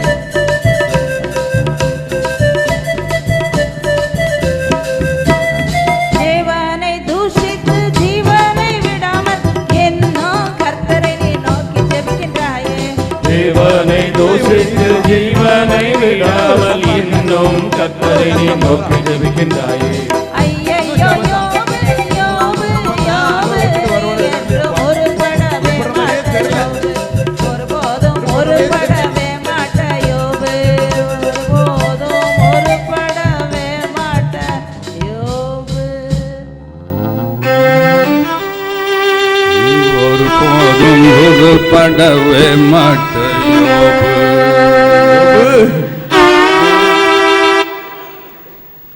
போகும்போது முறைச்சிட்டு போறாரு, எப்படி உருப்படுவார்? நமது சபையில் யோபு என்பவர் யாரும் இல்லை என்று நான் விசுவாசிக்கிறேன். அப்படி இருந்தாலும் கவலைப்பட வேண்டாம், உங்களுக்கு ஒரு பின்னிலைமை உண்டு. இன்றே உருப்படவே மாட்டேன்னு வழிபட்டேன். இந்த காட்சியை நினச்சி பாருங்கள், எவ்வளோ கஷ்டமாக இருக்குது. ஆக நான் நினச்சேன், இவங்க ஒருவேளை ஏன் இந்த நாள் இந்த மாதிரி சொன்னார், இவ்வளோ கஷ்டப்பட்டிருக்காருன்னு சொன்னால், ஆனால் யோபின் மனைவி மேல் தவறு இல்லை. அவர் சொல்லுகிறார், நீர் இன்னும் ஒரு உத்தமத்தில் உறுதியாக இருக்கிறீரோ, நீ உத்தமனே இல்லை என்று சொல்லவில்லை. அவர் தான் மிஸ் அண்டர்ஸ்டாண்ட் பண்ணிக்கிட்டாங்க. நிறைய பேர் இந்த கல்யாணம் கட்டின மிஸ் அண்டர்ஸ்டாண்ட் ரொம்ப பண்ணிக்கிறாங்க. எனக்கு கூட நம்ம யாரோ ஒருத்தர் சொன்னாங்க, கரெக்டாக ஞாபகம் வரலைங்க, தேவனஸ்னோ கிறிஸ்டோபரோ இல்லைன்னா அட்வொகேட்டு நினைக்கிறேன். அவங்க மேரேஜ் ஆன புதுசில் தான் ரொம்ப ப்ராப்ளம், அண்டர்ஸ்டாண்ட் பண்ணவே இல்லையா. அப்புறம் பார்த்தா ஒரு நாள் ஒய்ஃபை கூப்பிட்டு போனாங்களாம், 2 மாதத்துல கம்மா போய்ட்டு மரத்துக்கடை நிற்க வச்சு சொன்னாங்களாம், அம்மா என்னுடைய மாமனார் மாமியாருக்கு ஏதாச்சும் நான் கவலைப்பட மாட்டேன், ஆனால் உன்னை நான் ரொம்ப நேசிக்கிறேன், உன்னுடைய மாமனார் மாமியாருக்கு எதுவும் நான் தாங்க மாட்டேன் அப்படின்னு சொன்னோம். நாங்கள் ஒய்ஃப் அடட இவ்வளோ நல்லவராக என் வாய்ஸ் பண்ணுறேன்னு சொல்லி அன்னையிலேருந்து நல்லா ரொம்ப நல்லா கவனிச்சிருக்கேன். நிறைய பேருக்கு இது நல்ல ஃபார்முலா யூஸ் ஆகுன்னு நினைக்கிறேன். நிறைய பேருக்கு யூஸ் ஆகுது, இருந்தால் கூட யூஸ் இல்லை, இருந்தாலும் சொல்கிறேன், வரவங்களுக்கு சொல்கிறேன். ஆக யோபின் ஒய்ஃப் அந்த மாதிரி அண்டர்ஸ்டாண்ட் பண்ணல. எனக்கு கூட ஊட்டியில் திருமணம் நடந்ததுங்க. ஊட்டியில் வந்து தாமஸ் சர்ச் கிட்டத்தட்ட 300 வருஷம் நினைக்கிறேன் மேரேஜ் ஆயிடுச்சுல்ல, அதே தெரியலன்னா இப்படி 300 வருஷம் அவ்வளோ பெரிய சர்ச். அதில் வந்து தாலி கட்டுவோம், பெல் அடித்தாங்க. நம்ம குமார் அடிக்கிற மாதிரி இங்கே கம்மார் அடிக்கிற சத்தனு கூட மாதிரி அடிச்சுட்டு போகிற டிங் டிங் அங்கே போடுது டிங் டாங் டிங் டாங் டிங் டாங். ஆனால் என் காதுக்கு மாட்டிக்கிட்டான் அப்படிதான் கேட்குது. கடைசிட்டு அப்படி தான் கேட்டுச்சுங்க. அப்புறம் கல்யாணம் முடிஞ்ச திருப்பி இன்னொரு கல்யாணத்துக்கு போனேன், அப்போ நல்லா கேட்குது நமக்கு, அது டிங் டாங் கேட்குது, அது என்னன்னு தெரியல. ஆனால் இப்படிப்பட்ட ஒரு சூழ்நிலை யோபு, அப்பொழுதும் அவர் பின்வாங்கவே இல்லை. எவ்வளோ ஒரு பெரிய உத்தமன். ஆகவே நாமும் கூட யோபு போல எப்படிப்பட்ட சூழ்நிலையிலும் பின்வாங்கி போகாது இருக்க வேண்டும். இப்படி பின்வாங்காமல் இருக்கிறதற்கு இன்னொரு ஒரு தேவ மனிதன் வேதத்தில் எந்த ஒரு சூழ்நிலை, இப்படிப்பட்ட ஒரு கடுமையான சூழ்நிலை வந்த போதும் அவர் பின்வாங்கவில்லை, தேவனை மறுதலிக்கவில்லை, அதற்கு மாறாக விசுவாசத்தில் இன்னும் வளர்ந்தார். யாரவர்? அப்போஸ்தலனாகிய பவுல். எடுத்து வாசிக்கலாம். அப்போஸ்தலர் நடபடிகள் 27ஆம் அதிகாரம் 13, 14 வசனங்கள். அப்போஸ்தலர் 27, 13, 14. தென்றல் மெதுவாய் அடித்தபடியினாலே நாங்கள் கோரினது கைகூடி வந்தது என்று நினைத்து அவ்விடம் விட்டு பெயர்ந்து கிரேத்த தீவுக்கு அருகாக ஓடினோம். அப்போஸ்தலனாகிய பவுல் அவர் கைது செய்யப்பட்டு ரோமாபுரிக்கு செல்லுகின்றார். அப்பொழுது ஏற்பட்ட ஒரு கப்பல் சேதத்தில் அவருடைய நிலைமை எப்படி இருந்தது? அப்பொழுது 20ஆம் வசனத்தை எடுத்து வாசியுங்கள். 20ஆம் வசனம் சொல்லுகிறது, அநேக நாட்களாக சூரியநாத நட்சத்திரங்களை காணப்படாமல் பெருங்காற்று மழையும் அடித்துக்கொண்டே இருந்தபடியினாலே இனி தப்பி பிழைப்போம் என்ற நம்பிக்கை முற்றிலும் அற்று போயிற்று. இவங்க சீஷர்கள் அப்படி சொல்லல, இனி தப்பி பிழைப்போம் நம்பிக்கை முற்றிலும் இல்லை. ஆனால் அப்போஸ்தலன் பவுல் என்ன சொல்லுகிறார், இன்னும் தப்பி பிழைப்போம் நம்பிக்கை முற்றிலும் அற்று போயிற்று. ஆனாலும் 22ஆம் வசனம், ஆகிலும் திடமனதாய் இருங்கள். யார்? இவர் கைதியாக போகிறார். ஆகிலும் திடமனதாய் இருங்கள். இப்பொழுது உங்களுக்கு சொல்கிறார். அவர் யார்? இருக்கிற மற்றவர்களை பார்த்து திடமனதாய் இருங்கள் என்று சொல்லுகிறார். கப்பல் சேதமே அல்லாமல் உங்களில் ஒருவனுக்கும் பிராண சேதம் இல்லை. அடுத்த வசனம், ஏனென்றால் என்னை ஆட்கொண்டவரும் நான் சேவிக்கிறவருமான தேவனுடைய தூதனானவர் இன்று ராத்திரி எனக்கு சொன்னார். என்ன சொன்னார்? பவுலே பயப்படாதே, நீ ராயனுக்கு முன்பாக நிற்க வேண்டும். இதோ உன்னுடனே கூட யாத்திரை பண்ணுகிறவர்களுக்கு தேவன் உனக்கு தயவு பண்ணினார். அடுத்த வசனம், ஆனபடியினாலே மனுஷரே திடமனதாயிருங்கள், எனக்கு சொல்லப்பட்ட பிரகாரமே நடக்கும் என்று தேவனிடத்தில் நம்பிக்கையாயிருக்கிறேன். அப்போஸ்தலனாகிய பவுல் இவர் அந்த கப்பல் பயணத்தில் ஒரு கைதியாக போகிறார். இவர் மற்றவர்களுக்கு அவர் சொல்லுகிறார், திடமனதாயிருங்கள். ஆனால் கர்த்தருடைய தூதன் அவர் அப்போஸ்தலனாகிய பவுலிடத்தில் சொல்லுகிறார்,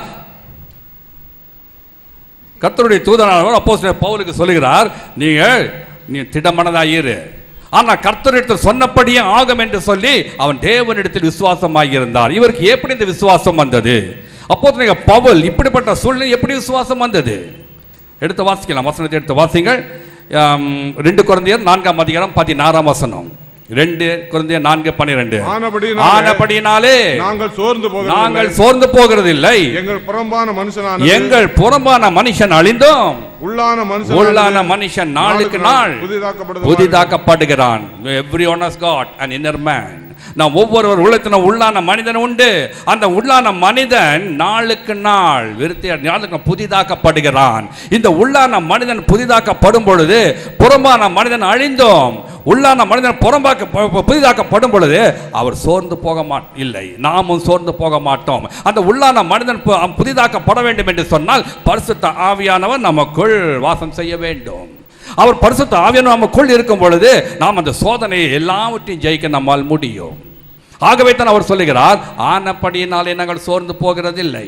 அவர் சோர்ந்து போகாமல் இருக்க இன்னொரு வசனத்தை எடுத்து சொல்லுகிறார். அதே 4:8 நாங்கள் எப்பக்கத்திலே நெருக்கப்பட்டும் ஒடுங்கி போகிறதில்லை, கலக்கமடைந்த மன உரிவடைகிறதில்லை, துன்பப்படுத்தப்பட்டும் கைவிடப்படுகிறதில்லை, கீழே தள்ளப்பட்டும் மடிந்து போகிறதில்லை. இந்த விசுவாசம் நமக்கு தேவைங்க. அப்ப இந்த விசுவாசம் எப்படி வரும்? பரிசுத்த ஆவியானவர் நமக்குள் இருக்கும் பொழுது, அந்த உள்ளான மனிதன் நாளுக்கு நாள் புதிதாக்கப்படும் பொழுது எப்பேற்பட்ட சோதனை வந்தால் நெருக்கம் வரும், வராது என்று சொல்லவில்லை, நெருக்கம் வரும். அந்த நெருக்கம் வந்த போதிலும் நாம் ஒடுங்கி போகிறதில்லை. அந்த நெருக்கம் ஒடுங்கிறோம், ஆனால் ஒடுங்கி போகிறதில்லை.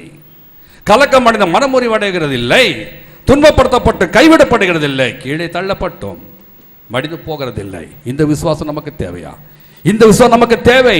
அப்பொழுது கர்த்தரை நாம் எப்பொழுதும் அவரையே நோக்கி கொண்டு இருக்க வேண்டும். எப்படி தாவீது சொன்னார், எந்த சூழ்நிலை அவர் சொல்லுகிறார், சங்கீதம் 25:15, என் கண்கள் எப்பொழுதும் கர்த்தரை நோக்கி கொண்டு இருக்கிறது, அவரின் கால்களை வலைக்கு நீங்களாக்கி விடுகிறவர். சங்கீதம் 16:8 சொல்லுகிறது, I have set the Lord before me always. கர்த்தரை எப்பொழுது எனக்கு முன்பாக வைத்திருக்கிற இந்த அனுபவம் நமக்கு தேவை. இப்படி இருக்கும் பொழுது நாமும் கூட விசுவாசத்தோடு பவுலை போல் பாடலாம்.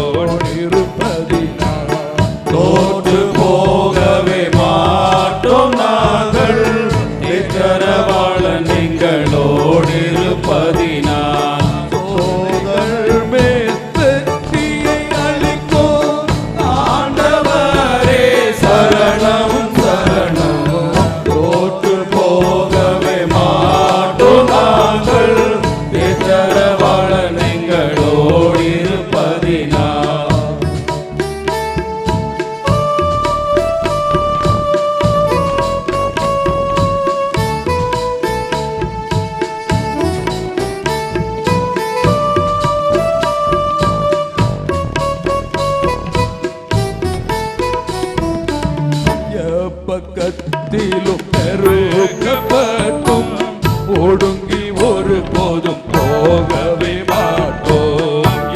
பக்கத்திலும் நெருக்கப்பட்டும் ஒடுங்கி ஒரு போதும் போகவே மாட்டோம். ஆற்றி தேடிடும் அடைக்கலநாதர் ஆண்டவர் எங்களோடு இருப்பதினால் தோற்று போகவே நாங்கள் தேற்றரவளன் எங்களோடு இருப்பதினால்.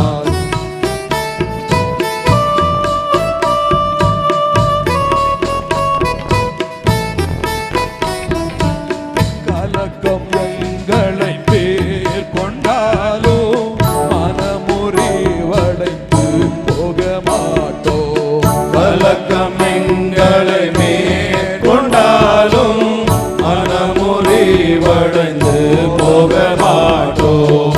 ஆற்றி தேற்றிடும் அடைக்கலநாதர் ஆண்டவர் எங்களோடு இருப்பதினால் தோற்று போகவே மாட்டோம். நாங்கள் தேற்றரவளன் எங்களோடு இருப்பதினால்.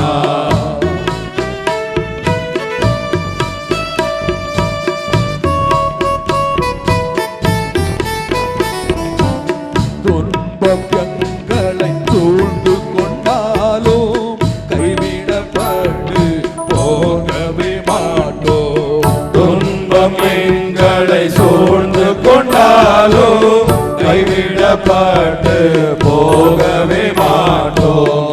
ஆற்றி தேற்றிடும் அடைக்கலனாக ஆண்டவர் எங்களோடு இருப்பதினால் தோற்று போகவே மாட்டோம். நாங்கள் தேற்றரவாளன் எங்களோடு இருப்பதினால்.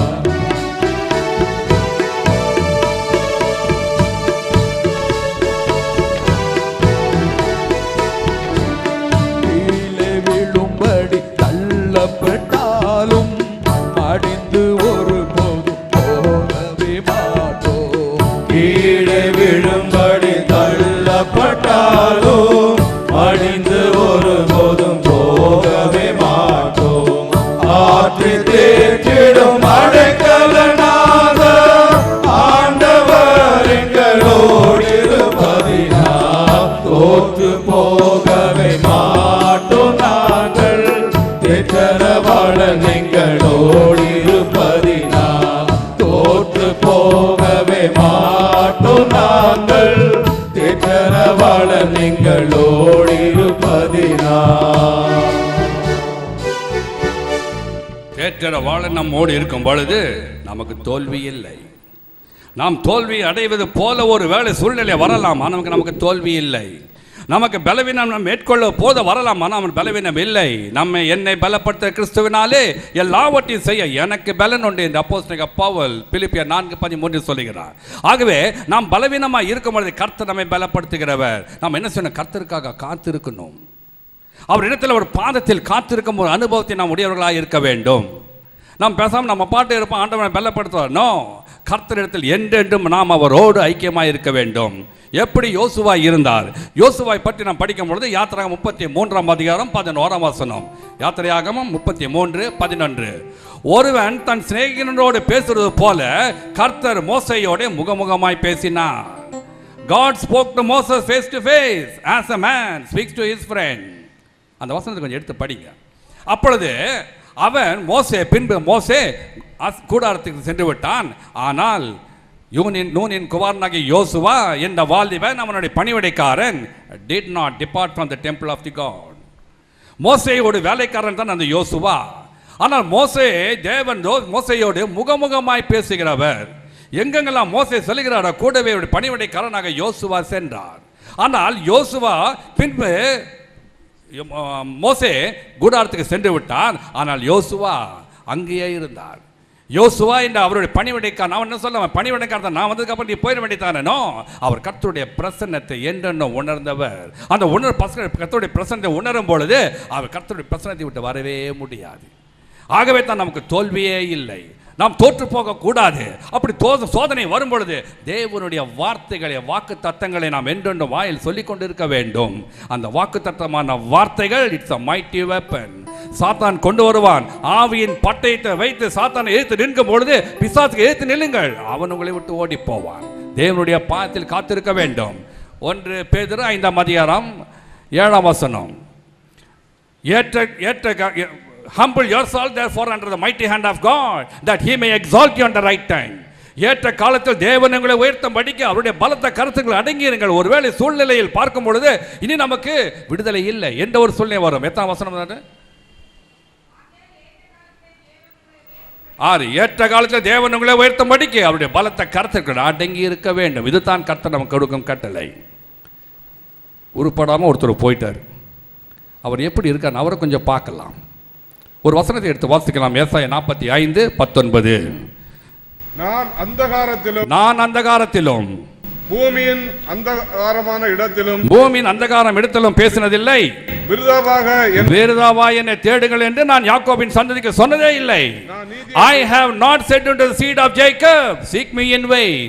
என்னை விருதாவாய் தேடுங்கள் என்று நான் சொன்னதே இல்லை. ஆக கர்த்தரை நாம் தேடும் பொழுது ஏதோ விருதாவாய் நாம் தேடிக்கொண்டு இருக்கிறோம் என்று அல்ல. யோபு எவ்வளவு பெரியான கஷ்டத்தின் வழியாக கடந்து சென்றார். உச்சந்தலை முதல் உள்ளங்கால் வரை அவருடைய முதல் முழுதும் பருக்களால் நிறைந்திருந்தது. மனைவியும் அவரை தூக்கி எறிந்தது போல பேசிவிட்டாள். அந்த நேரத்திலும் கர்த்தர் அவரை அப்படியே விட்டு விடுவதில்லை. அந்த யோபு என்ன சொல்லுகிறார்? 15:13. அவரை என்னை கொன்று போட்டாலும் அவர் நம்பிக்கையாக இருப்பேன். அவரை நீ கொண்டு போட்டால் நம்ம இதுதாங்க விசுவாசம். இந்த விசுவாசம் நமக்கு இருக்க வேண்டும். இந்த பலன் நமக்குள் இருக்க வேண்டும். இந்த பலன் ஆவியார் நமக்குள் இருக்கும் பொழுது தான் இந்த பலன் வரும். இந்த யோபு போயிட்டார். அவர் எப்படி இருந்தார் அவரை திரும்பி பார்க்கலாம். அவருடைய பின்னிலைமை எப்படிப்பட்டதாக இருந்தது. விருதாவாய் அவரை தேடுங்கள். யோபு வர சொல்லுங்க நான் யோபுவை.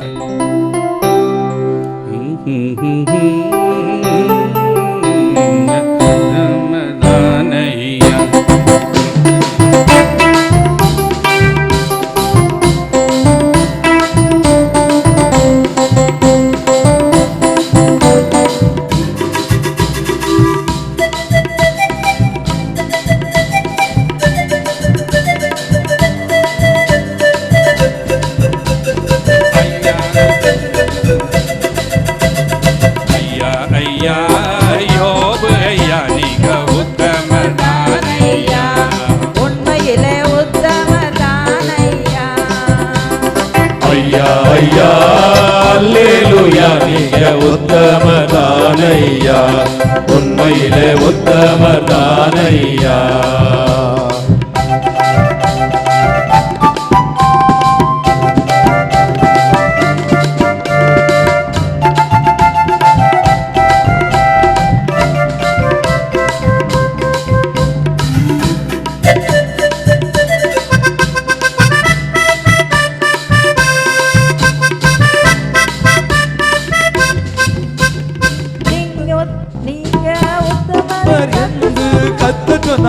என்றும் தேவனுக்கு பயந்து நடப்பவரே உத்தமர் என்று கத்த சொன்னாரே. என்றும் தேவனுக்கு பயந்து நடப்பவரே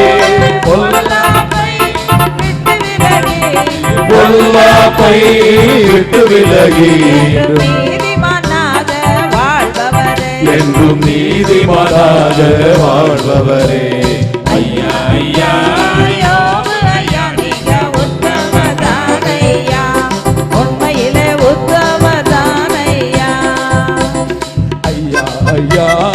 அல்லேலூயா நீங்க உத்தமதானையா, உண்மையிலே உத்தமதானையா.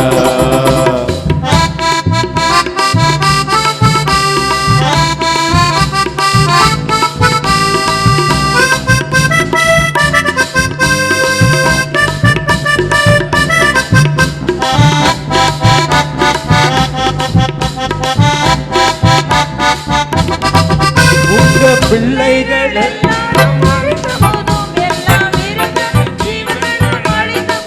உங்க பிள்ளைகள் எல்லாரும் அழிந்த போதும், எல்லா மிருக ஜீவங்களும் அழிந்த போதும், கர்த்தர்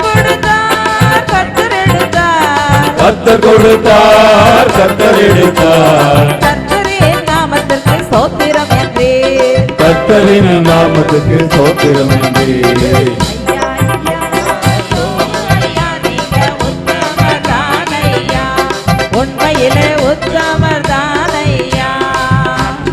ஐயா ஐயா அல்லேலூயா நீங்க உத்தமதானையா, உண்மையிலே உத்தமதானையா.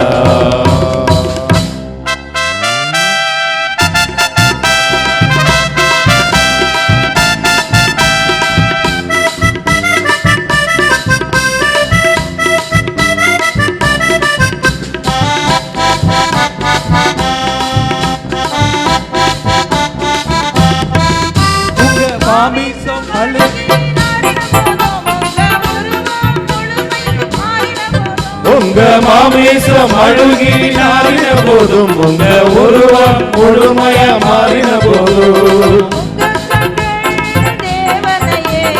உங்க கண்கள் தேவனையே நோக்கி பார்த்து சுகத்தை பெற்றீரையா.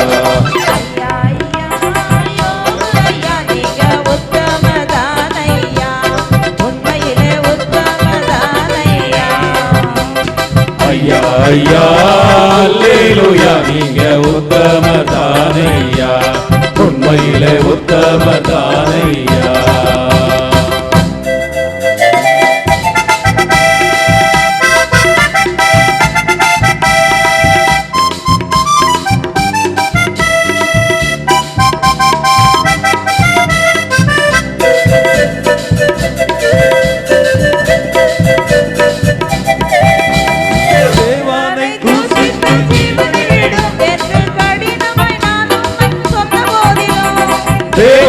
தூஷித்து ஜீவனை விடும் என்று கடினமாய் நான் உம்மை சொன்ன போதிலும் தேவனை நீங்க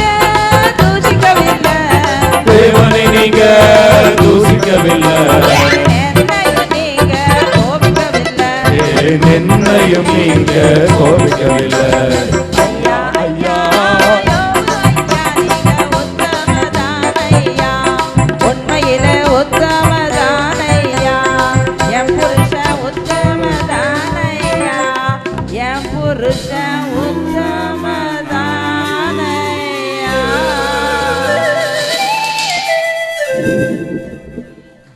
விருதாவாய் என்னை தேடுங்கள் என்று நான் யாக்கோபின் முத்தருக்கு சொன்னதுமில்லை.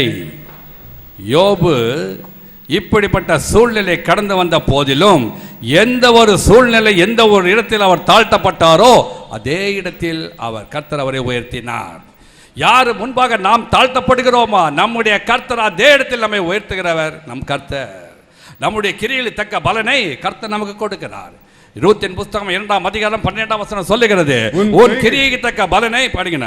உன் செய்கைக்கு தக்கதாக பலனை, உன் செய்யத்தக்கதாக பலனை கர்த்தர் உனக்கு கட்டளையிடுவாராக. இஸ்ரவேலின் தேவனாய கர்த்தருடைய சட்டைகள் கீழ் வந்த உனக்கு அவரால் நிறைவான பலன் கிடைப்பதாக. நாம் ஒவ்வொருவரும் கர்த்தருடைய சட்டைகள் கீழ் வந்திருக்கும் பொழுது நம்முடைய நிறைவான பலன் கர்த்தர் நமக்கு கொடுப்பார்.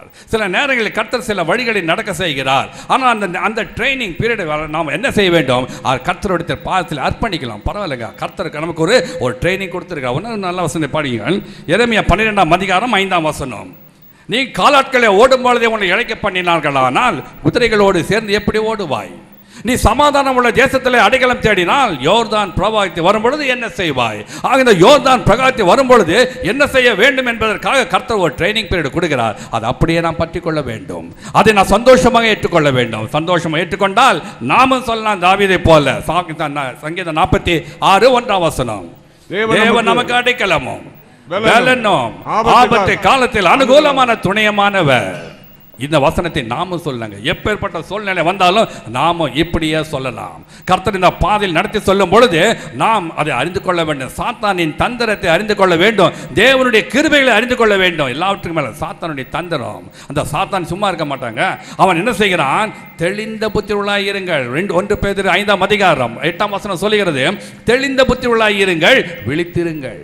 ஏனென்றால் உங்கள் எதிராளியான பிசாசானவன் கர்ச்சிக்கிற சிங்கம் போல எவனை விழுங்கலாமோ என்று வகை தேடி சுற்றி திரிகிறான். ஆக நாம் ஜாக்கிரதையாக இருக்க வேண்டும். கர்த்தரை நாம் பற்றி ஜீவிக்கும் பொழுது அந்த உள்ளான மனுஷன் நாளுக்கு நாள் பலன் அடையும் பொழுது ஒன்று நமக்கு ஏற்படுதலை நம் நாளுக்கு நாள் வெற்றியின் வாழ்க்கையே. இது நன்றாக இன்னொரு பக்தன் அறிந்து கொண்டார்.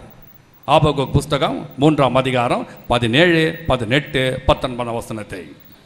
அத்திமரம் துளிர் விடாமல் போனாலும், திராட்சை செடிகள் பலன் இல்லாமல் போனாலும், ஒலிவ மரத்தின் பலன் அற்று போனாலும், வயல்கள் தானியத்தை விளைவியாமல் போனாலும், கிடையில் ஆட்டு மந்தைய முதலற்று போனாலும், தொழுவத்தில் மாடு இல்லாமல் போனாலும் நான் கர்த்தருக்குள் மகிழ்ச்சியாய் இருப்பேன், என் ரட்சிப்பின் தேவனுக்கு களி கூறுவேன். இது ஆபகுக்கு ஒரு நல்ல ஒரு அனுபவத்தை அவர் நமக்கு சொல்லியிருக்கிறார். இந்த வசனத்தின் அடுத்த வசனத்தை எடுத்து வாசிக்கலாம். ஆண்டவராகிய கர்த்தர் என் பலன். ஆண்டவராகிய கர்த்தரே என் பலன். ஆண்டவராகிய கர்த்தர் உங்களுக்கு அந்த பலனாய் இருக்கும் பொழுது, ஆண்டவராகிய கர்த்தர் எனக்கு அந்த பலனாய் இருக்கும் பொழுது நாமும் கூட இந்த அத்திமரம் ஆபகுக்கை போல நாமும் சொல்ல முடியும். ஆபகுக்கு சொன்னாரே நாமும் சொல்ல வேண்டும் என்று அல்ல, நாம் மனப்பூர்வமாக அனுபவபூர்வமாக இதே வசனத்தை இதே வார்த்தையை நாமும் சொல்ல முடியும். ஆண்டவராகிய கர்த்தர் என் பலன். அவர் என் கால்களை வான் கால்களை போலாக்கி உயரமான ஸ்தலங்களில் நடக்க பண்ணுகிறவர். இது நன்றாக அறிந்து கொண்டார். யாக்கோபு புஸ்தகம் 1ஆம் அதிகாரம் 12ஆம் வசனம், சோதனைகளை சகிக்கிற மனுஷன் பாக்கியவான். அது சோதனைகளை சகிக்கும் பொழுதுதான் கர்த்தர் நம்மை உயர்த்துகிறவர். இந்த விசுவாசத்தோடு நாமும் பாட வேண்டும். அப்படி என்ன செய்ய வேண்டும்? நான் சோர்ந்து போக மாட்டேன், இந்த தேட்டர் வாழனை நோனக்குள் இருக்கின்றார். நாம விசுவாசத்தில் பாடலாம்.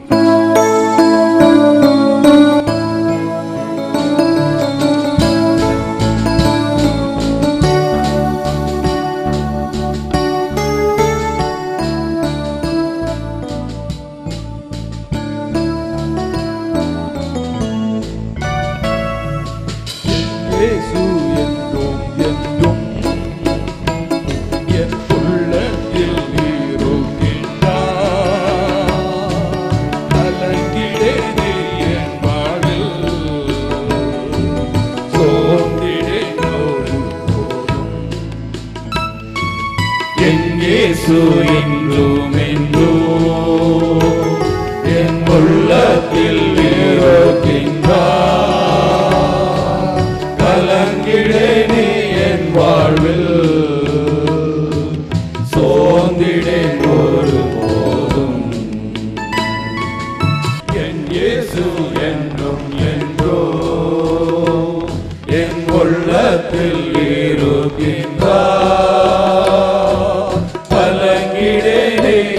வாழ்வில்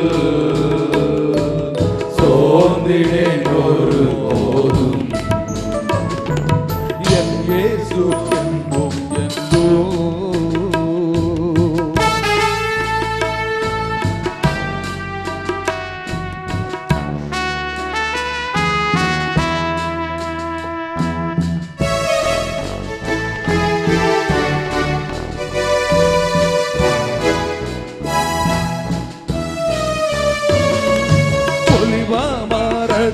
பலன் இல்லாமல் போனாலும் தேவனில் மகிழ்ந்திடுவே. ஒலிவ மரத்தில் பலன் இல்லாமல் போனாலும் தேவனில் மகிழ்ந்திடுவே. வயல்களில் தானியம் விளையாமல் போனாலும் கர்த்தரில் களி கூறுவே. வயல்களில் விளையாமற் போனாலும் கர்த்தரில் களி கூறுவே.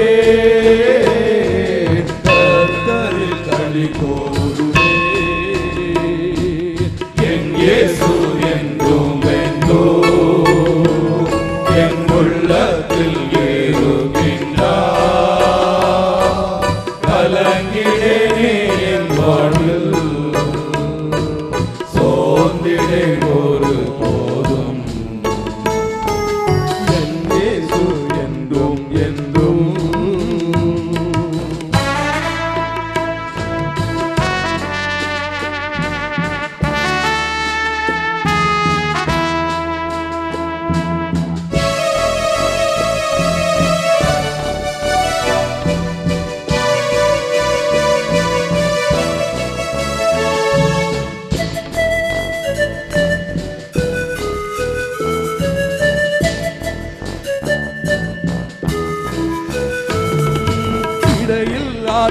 மந்தை முதலற்று போனாலும் தேவனில் மகிழ்ந்திடுவே. இடையில் ஆட்டு மந்தை முதலற்று போனாலும் தேவனில் மகிழ்ந்திடுவே. தொழுவத்தில் மாடுகள் இல்லாமல் போனாலும் கர்த்தரில் களி கூறுவே. தொழுவத்தில் மாடுகள் இல்லாமல் போனாலும் கர்த்தரில் களி கூறுவே. கர்த்தரில் களி கூறுவே. என் இயேசு என்றும் என்றும் என் உள்ளத்தில் இருக்கின்றார். கலங்கிடேனே என் வாழ்வில் சோர்ந்திடேன் ஒரு போதும். என் இயேசு என்றும் என்றும்.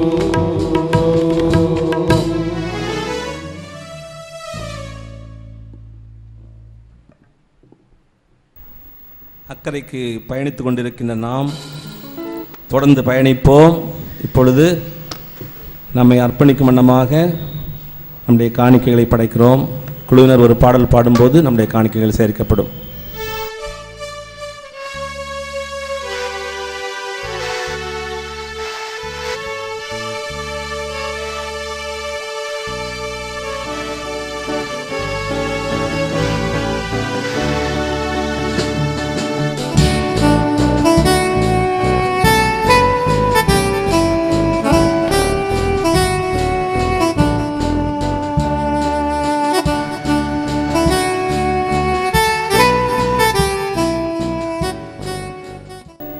அக்கறைக்கு போகும் வாருங்கள். பயணம் தொடர்கின்றது.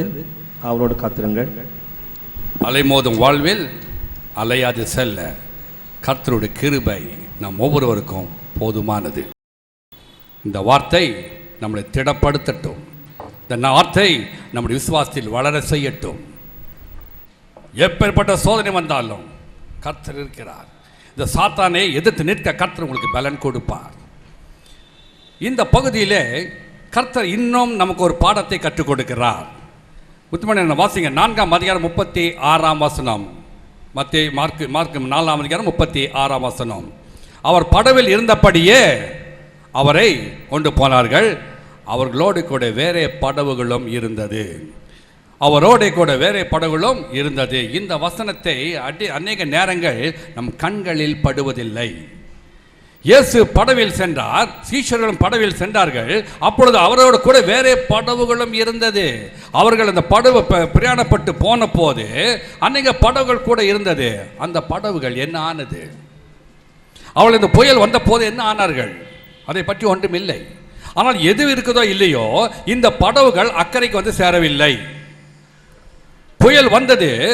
ஒரு படவில் சீஷரும் இயேசுவும் இருந்தார்கள். அந்த படவிலே புயல் வந்த போது கர்த்தர் இருந்தார். ஆனால் இந்த படவிலே கர்த்தர் இல்லை.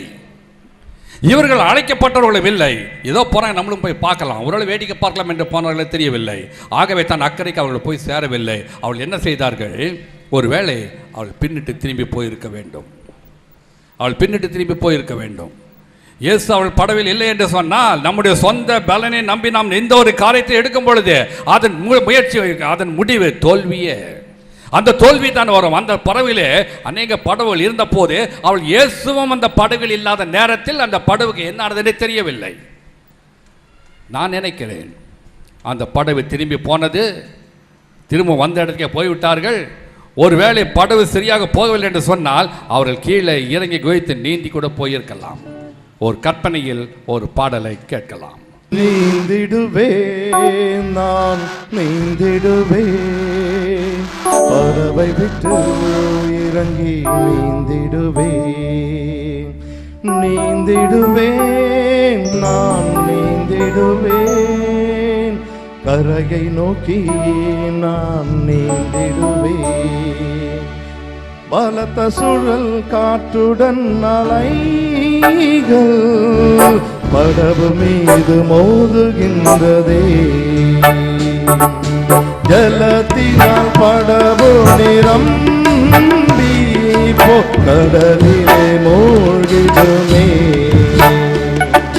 நீந்திடுவேன், நான் நீந்திடுவேன், பறவை விட்டு இறங்கி நீந்திடுவேன்.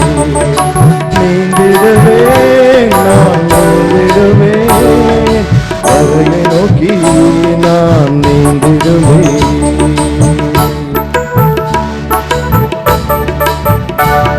கர்த்தர் இல்லாத படகு, அதன் முயற்சி தோல்வி. அந்த கர்த்தர் இல்லாத படகு அது சேருமிடம் போய் சேரவில்லை. அவர்கள் தங்கள் பலனை நம்பி திரும்பி போய் விட்டார்கள். ஒருவேளை நாம் இப்படிப்பட்ட பின்மாற்றமான ஜீவத்தில் இருப்போம் என்று சொன்னால் நம்முடைய வாழ்க்கையும் கசப்பு நிறைந்த வாழ்க்கையாகவே இருக்கும். வாசியங்கள் எடுத்து வாசியங்கள். வசனம் ஏசாயா 31:1 வசனம். சகாயம் அடையும்படிக்கு இஸ்ரவேலின் பரிசுத்தரை நோக்காமலும் கர்த்தரை தேடாமலும் எகிப்துக்கு போய் குதிரைகள் மேல் நம்பிக்கை வைத்து ரதங்கள் அநேகமாய் இருப்பதனால அவைகளை நாடி குதிரை வீரர்கள் மகாபலசாலிகளாய் இருப்பதனால் அவர்கள் மேல் நம்பிக்கை வைக்கிறவர்களுக்கு ஐயோ ஐயோ. கர்த்தரை நாம் பற்றி ஜீவிக்க வேண்டும் என்ற தீர்மானத்தை எடுத்தோம். ஆனால் சில நேரங்களில் நம் மனிதரை நம்பி விடுகிறோம். நம்ம ஒரு பெரிய அரசியல் தலைவரை நம்பி விடுகிறோம், ஒரு பெரிய உயர்ந்த உத்தியோகத்தில் இருக்கிறவரை நம்பி விடுகிறோம், ஒரு பெரிய மனுஷரை நம்பி விடுகிறோம். மனுஷனை நம்புவதை கண்ணிய வருவிக்கும். மனுஷரை நம்புவதை பார்க்கலாம் கர்த்தர் பேரில் பற்றுதா இருப்பதே நலம். பிரபுக்களை நம்புவதை பார்க்கலாம் கர்த்தர் பேரில் பற்றுதலா இருப்பதே நலம் என்று வேதம் சொல்லுகிறது. நாம் என்ன செய்து விடுகிறோம்? மனுஷரை நம்பி விடுகிறோம். ஆனாலும் கர்த்தர் நமக்கு இறங்கும்படி காத்திருக்கிறார். நாம் கர்த்தருக்கு காத்திருப்பதில் நமக்கு முடியாத ஒரு காரியம். அதே அதிகாரம் 30ஆம் அதிகாரம் 15, 16, 17, 18 வசனங்களை எடுத்து வாசிக்கலாம். நீங்கள் மனம் திரும்பி அமர்ந்திருந்தால் ரட்சிக்கப்படுவீர்கள். அமெரிக்கையும் நம்பிக்கையுமே உங்கள் பலனாய் இருக்கும் என்று இஸ்ரவேலின் கர்த்தராகிய பரிசுத்தர் சொல்லுகிறார். நீங்களோ அப்படி செய்ய மனதில்லாமல் அப்படி அல்ல குதிரை மேல் ஏறி ஓடி போவோம் என்கிறீர்கள், அப்படியே ஓடி போவீர்கள். வேகமான வாகனங்கள் மேல் ஏறி போவோம் என்கிறீர்கள், அப்படியே உங்களை துரத்துவர்களும் வேகமாய் துரத்துவார்கள். நீங்கள் ஒரு மலையின் மேல் ஒரு கம்பத்தை போலவும் மேட்டின் மேல் குச்சியை போல மீந்திருக்க மாட்டாக. ஒருவன் பயமுறுத்த 1000 பேரும் 5 பேர் பயமுறுத்த நீங்க அனைவரும் ஓடி போவீர்கள். ஆனாலும் கொஞ்சம் அப்போ நாம் என்ன செய்யலாம்? கர்த்தர் சொல்லுகிறார், நீங்க மனம் திரும்பி அமர்ந்திருந்தால் ரட்சிக்கப்படுவீர்கள். நம்ம அப்படி இல்லை. நாங்கள் வேகமான குதிரை மேல் ஏறி ஓடி போவாங்க. நான் குதிரை மேல் வேகமான வாகனங்கள் மேல் ஏறி ஓடி போவேன் என்று சொல்லுகிறீர்கள். ஆனால் நம்ம எப்படி ஆவோ, மலையின் மேல் ஒரு கம்பத்தை போலவும் மேட்டின் மேல் ஒரு குச்சியை போல மீந்திருக்கப்பட்டாக ஒருவன் பயமுறுத்த 1000 பேரும் 5 பேர் பயமுறுத்த அனைவரும் ஓடி போவீர்கள். இவ்வளவு எச்சரிப்பான வசனம் நமக்கு உண்டு. இன்னும் நாம் மனுஷரை நம்ப இருக்கிறோமே. ஆனாலும் கர்த்தர் இரக்கம் செய்கிறவர். அடுத்த வசனம் படிங்க. ஆனாலும் உங்களுக்கு இரங்கும்படி கர்த்தர் காத்திருக்கிறார். உங்கள் மேல் மனதுருகி எழுந்திருப்பார். ஆண்டவர் எவ்வளவு அன்புள்ளவர். ஒருவேளை இப்படிப்பட்ட ஒரு பின்மாற்றமான ஜீவிதத்தில் நாம் போயிருக்கோம் என்று சொன்னால், now is the time for you to take a U-turn. கர்த்தரிடத்தில் திரும்புவதற்கு டோன் பிரஸ்டீஜை பார்க்க வேண்டாம். நாம் எப்படிப்பட்ட சூழ்நிலை பின்வாங்கி போயிருந்தாலும் கர்த்தரை நோக்கி திரும்பவும் வருவோம். ஏனென்றால் கர்த்தர் நம்மை காக்கிறவர். அவர் நமக்கு இறங்கும்படி காத்து கொண்டிருக்கிற. மனுஷனை நம்பாதீங்க. மனுஷனுடைய நம்புகிறது எப்படி இருக்கும்? எரேமியா 17:5-6 வசனங்கள் சொல்லுகிறது, மனுஷர் மேல் நம்பிக்கை வைத்து மாம்சமானதை புலமாக்கி கொண்டு கர்த்தரை விட்டு விலகிற மனுஷன் சபிக்கப்பட்டவன். அவன் அந்தர்வெளியிலே கரளையாய் போல செடியை போல் இருந்து நன்மை வருவதை காணாமல் வனாந்திரத்தின் வறட்சியான இடத்திலும் குடியில்லாத ஒவ்வொரு நிலத்திலும் தங்குவான். இது நமக்கு தேவையா? மனுஷர் மேல் எத்தனை நாட்கள் நம்பி வைத்திருக்கிறோம்? மனுஷரை நம்பி இன்று நான் நம்பின காரியம் முடியவில்லை. ஆனால் கர்த்தரை விட்டு மனுஷன் நம்புவதனால் கர்த்தரை விட்டு பிரிந்து போனோம் என்று சொன்னால் நமக்கு ஐயோ. நம்ம நன்றாக ஆராய்ந்து பார்ப்போம். இப்படிப்பட்ட மனுஷன் மேல் நம்பிக்கை இனி எனக்கு வேண்டாம். நான் கர்த்தரையே நோக்கி பார்ப்பேன். இந்த அனுபவம் நமக்கு தேவை. இந்த அனுபவத்தை நாம் இன்று முதல் கை கொள்ள வேண்டும். மனுஷரை நம்புதுங்க. எனக்கு மனுஷனை நம்பிட்டா கூட பரவாயில்லைங்க. எனக்கு தெரிஞ்ச ஒருத்தர் மனுஷனை விட இன்னும் கொஞ்சம் வேற ஒருத்தர் நம்பிட்டார். நாய். எனக்கு தெரிஞ்ச ஊட்டியில் எங்கள் சொந்தக்காரில் யாரோ ஒருத்தர், அவங்களும் அவங்க மகனை மட்டும்தான் இருக்கிறாங்க. அவங்களுக்கு என்ன வேண்டாக்கா, வீட்டில் ஒரு 5 நாய் இருக்கும், மினிமம் 5 நாய். அந்த நாயை பார்த்தோன்னா அவங்களுக்கு அந்த நாய் ஒரு ஹாபி. இந்த நாயை பார்த்தாலே நமக்கெல்லாம் அப்படியே நடுங்கும். ஒரு நாள் அவங்க மகன் வந்து, நல்ல ஃப்ரெண்டு தான் மகன் வந்து, ஒரு நல்ல ஒரு செயின், அழகான செயினை ஒரு கண்ணுக்குட்டி கழுத்தில் பிடிச்சி எடுத்துட்டு அவர் பெரிய பங்களாவில் சுற்றிட்டு இருக்கிறான். என்னப்பா கண்ணுக்குட்டியை தூக்கிட்டு இருக்கேன்? அட கண்ணுக்குட்டியில் வர இது வந்து நாயா பார்த்தா கண்ணுக்குட்டி மாதிரி இருக்குது நாய். அவ்வளோ பெரிய நாய். அந்த ஏரியாலேயே திருட வர முடியாதுங்க. அவங்க டீச்சர் தான், டீச்சர் ரொம்ப ஃபேமஸ் ஆகிட்டாங்க. அந்த டீச்சரை பார்த்தாலே சொல்லுங்க இது நாய் டீச்சர். இந்த நாயை பார்த்தாலே சொல்லுங்க இது டீச்சர் நாய். அந்த டீச்சரை தனியாகவே சொல்லப்பட்டேன், டீச்சர் தான் நாய் டீச்சர். இப்போ இந்த நாய் கடிச்சிச்சுனாக்கா, ஊட்டியில் குன்னூரில் வந்து பாஸ்டர் இன்ஸ்டியூட் இருக்குது.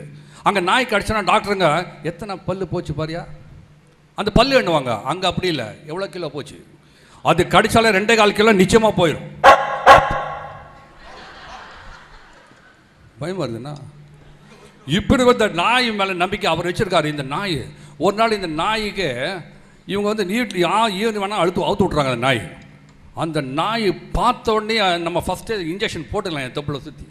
அது இந்த டாக்டருங்க, நம்ம கூட ஹிலாரி டாக்டர்கிட்ட கூட கேட்டேன், என்ன டாக்டர் நாயை கடிச்சா எங்களுக்கு போய் தொப்பில் ஊசி போடுறீங்க 14 ஊசி, அந்த நாய்க்கு போட்டால் திருப்பி அந்த நாய் கடிக்குமா?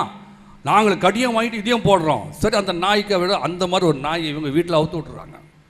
அந்த காலத்தில் வந்து சர்ச்சு எங்களுக்கு இல்லைங்க, ஒரு வீட்டில் தான் ஜெபம் நடக்கும். அந்த வீட்டில் வந்து ஒரு மூப்பரை வச்சு அவங்களுக்கு தான் இருப்பேன். ஐயர் வந்து மாதத்துக்கு கொடுத்தனால வருவார். அப்போ இந்த கிறிஸ்மஸ் காலம் நாங்கள் தான் கேரல்ஸ் போவோம். ஐயர் வரமாட்டார். அப்போ இருக்கிற மூப்பரை வச்சு நாங்கள் என்ன செஞ்சோம், ஒரு பெரியவரை வச்சு அவருக்கு வந்து அவர் தான் கிறிஸ்மஸ் தாத்தா. அவருக்கு வயிற்றில் வாயில் எல்லாம் தலைகாணி தலைப்பா கட்டி அவரை கூப்பிட்டு போயிட்டோம். எங்களுக்கு விஷயம் தெரியாது. நேராக அந்த ஃபஸ்ட்டு வந்து வீட்டுக்கு போயிட்டோம். நைட்டு வந்து 12:30 மணி வீட்டுக்கு போகும்போது வீட்டுக்கு போய் ட்ரம்மை ஒரே ஒரு தட்டுனாருங்க. அந்த நாயை ஒரு எகிரிச்சு பாருங்க, பாஞ்சு கடிக்க மாட்டேன், அது இப்படியே கடிக்குது. ஏன்னா நமக்கு ஹைட்டுக்கு இருக்குது. அந்த நாய் 8 பேர் பாருங்க, 8 பேரையும் துரத்தி பாருங்க. 8 பேர் 8 விதமாக போயிட்டான். அப்புறம் தான் பார்த்தா எங்களெல்லாம் துரத்துல, கிறிஸ்மஸ் தாத்தா தான் துரத்துது.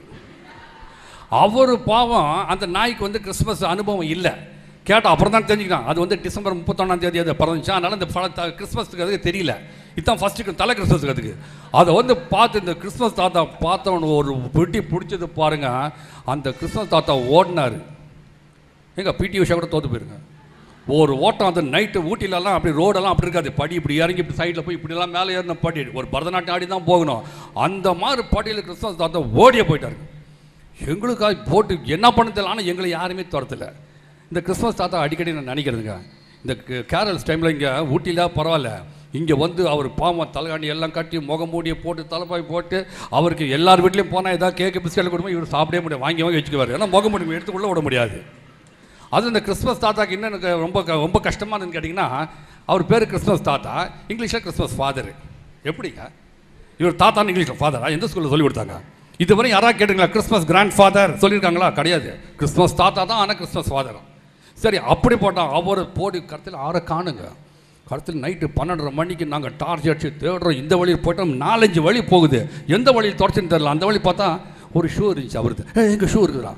ஷூ இப்படி திருப்பி அங்கே போனால் அங்கே ஒரு பில்லோ இருக்குது, அங்கே போனால் இன்னொரு முகமூடி இருக்குது. இப்படியே போட்டு அவர் கரெக்டாக 6 கிலோமீட்டர் போனோம். ஓடி போய் கடைசியில் கிடைக்கவே இல்லை.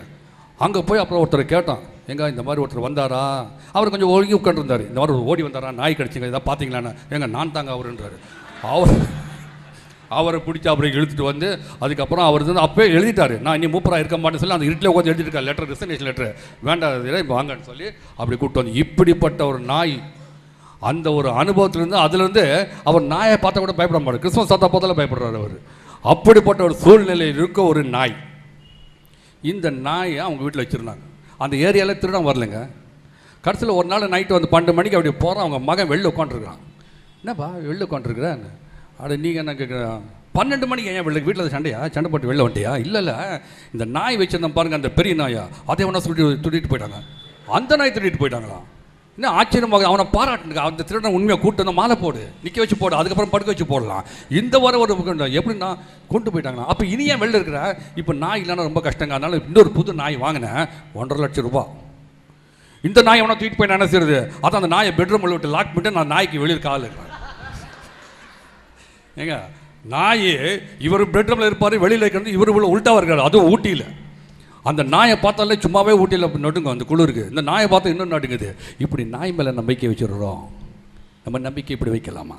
அநேக நேரத்தில் இந்த நாய் மேலே தான் நம்பிக்கை வச்சுடுறோம். நாய் எல்லாம் பார்த்துக்க நான் கூட சொன்னேன் வேண்டாம் அப்படி இல்லை. ஆனால் வேதம் என்ன சொல்லுகிறது? சங்கீதம் 127:1, கர்த்தர் வீட்டை கட்டாராகில் அதை கட்டுவதில்லை பிரயாசம் விருதா, கர்த்தர் நகரை காவாராகில் அவர் காவல் காக்கிற பிரயாசம் விருதா. ஆனால் கர்த்தர் மேல் நம்பிக்கை வைக்க வேண்டும். நாம் யார் மேலே வைத்திருக்கின்றோம்? நம்முடைய நம்பிக்கை கர்த்தர் மேல் இருக்கணுமே. இப்படி தாவீதின் அனுபவத்தை நாம் பெற்றுக்கொள்ள வேண்டுமே. அந்த வசனத்தை எடுத்து பார்த்தீங்க, 127 2ஆம் வசனம். கர்த்தர் வீட்டை கட்டாராகில் கட்டுகளின் பிரயாசம் விருதா, கர்த்தர் நகரத்தை காவராகில் காவலாளர் விழித்திருக்கிறது விருதா. ஆக நாம் கர்த்தர் மீது நம்பிக்கை வைத்திருக்கும் பொழுது ஆபத்து காலத்தில் நம்ம சோர்ந்து போயவனால் உன் பலன் குன்றினது. நீதிமொழி 24:10 சொல்கிறது நம்ம ஆபத்துக்கள் சோர்ந்து பலன் குன்றினது.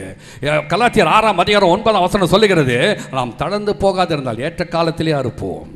ஆக நாம் தளர்ந்து போகாமல் நாம் கர்த்தரை எப்பொழுதும் பற்றும் ஒரு அனுபவத்தில் இருக்கிறோம். தாவீது எப்படி சொல்லுகிறார்? பூமி நிலை மாறினாலும் 46ஆம் சங்கீதம் 2ஆம் வசனத்தை எடுத்து வாசிங்கன்னா 46:2, பூமி நிலை மாறினாலும் மலைகள் நடுசமத்தில் சாய்ந்து போனாலும் அதன் ஜலங்கள் கொந்தளித்து பொங்கி பெருக்கினால் பர்வதங்கள் அதிர்ந்தாலும் நாம் பயப்படும். ஆக நம்ம என்ன சொன்ன? கர்த்தர் மேல் நம்பிக்கை வைக்கணும், மனுஷன் மேல் அல்ல. அந்த கர்த்தர் மேல் நம்பிக்கை எப்படி இருக்க வேண்டும்? எரேமியா 17ஆம் அதிகாரம் 5-6ஆம் வசனம்.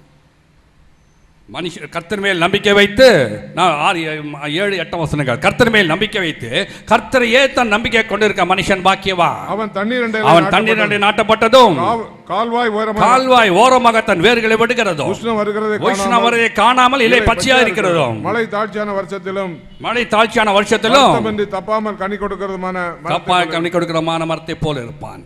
இப்படிப்பட்ட அந்த ஒரு விசுவாசம் அந்த படவில் இருந்தவர்களுக்கு இல்லை.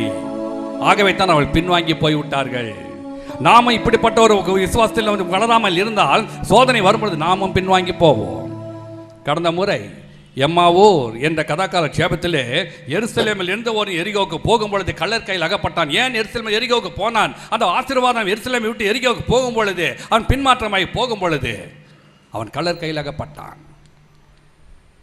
எருசலேமை விட்டு இப்போது எரிகோ போனாயோ என் மகனே, எரிகோ போனாயோ, பின்வாங்கி எரிகோ போனாயோ.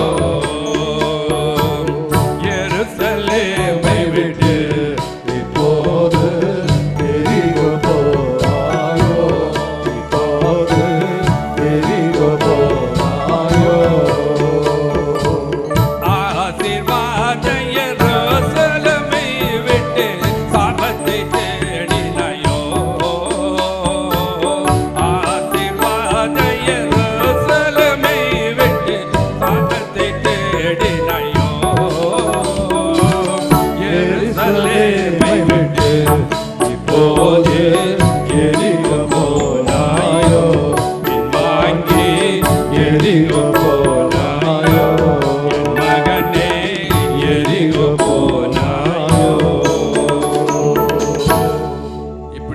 எருசலேமிலிருந்து எரிகோ போகும் அனுபவத்தில் நாம் இருந்தோம் என்று சொன்னால் ஸ்டாப் இட் நவ்.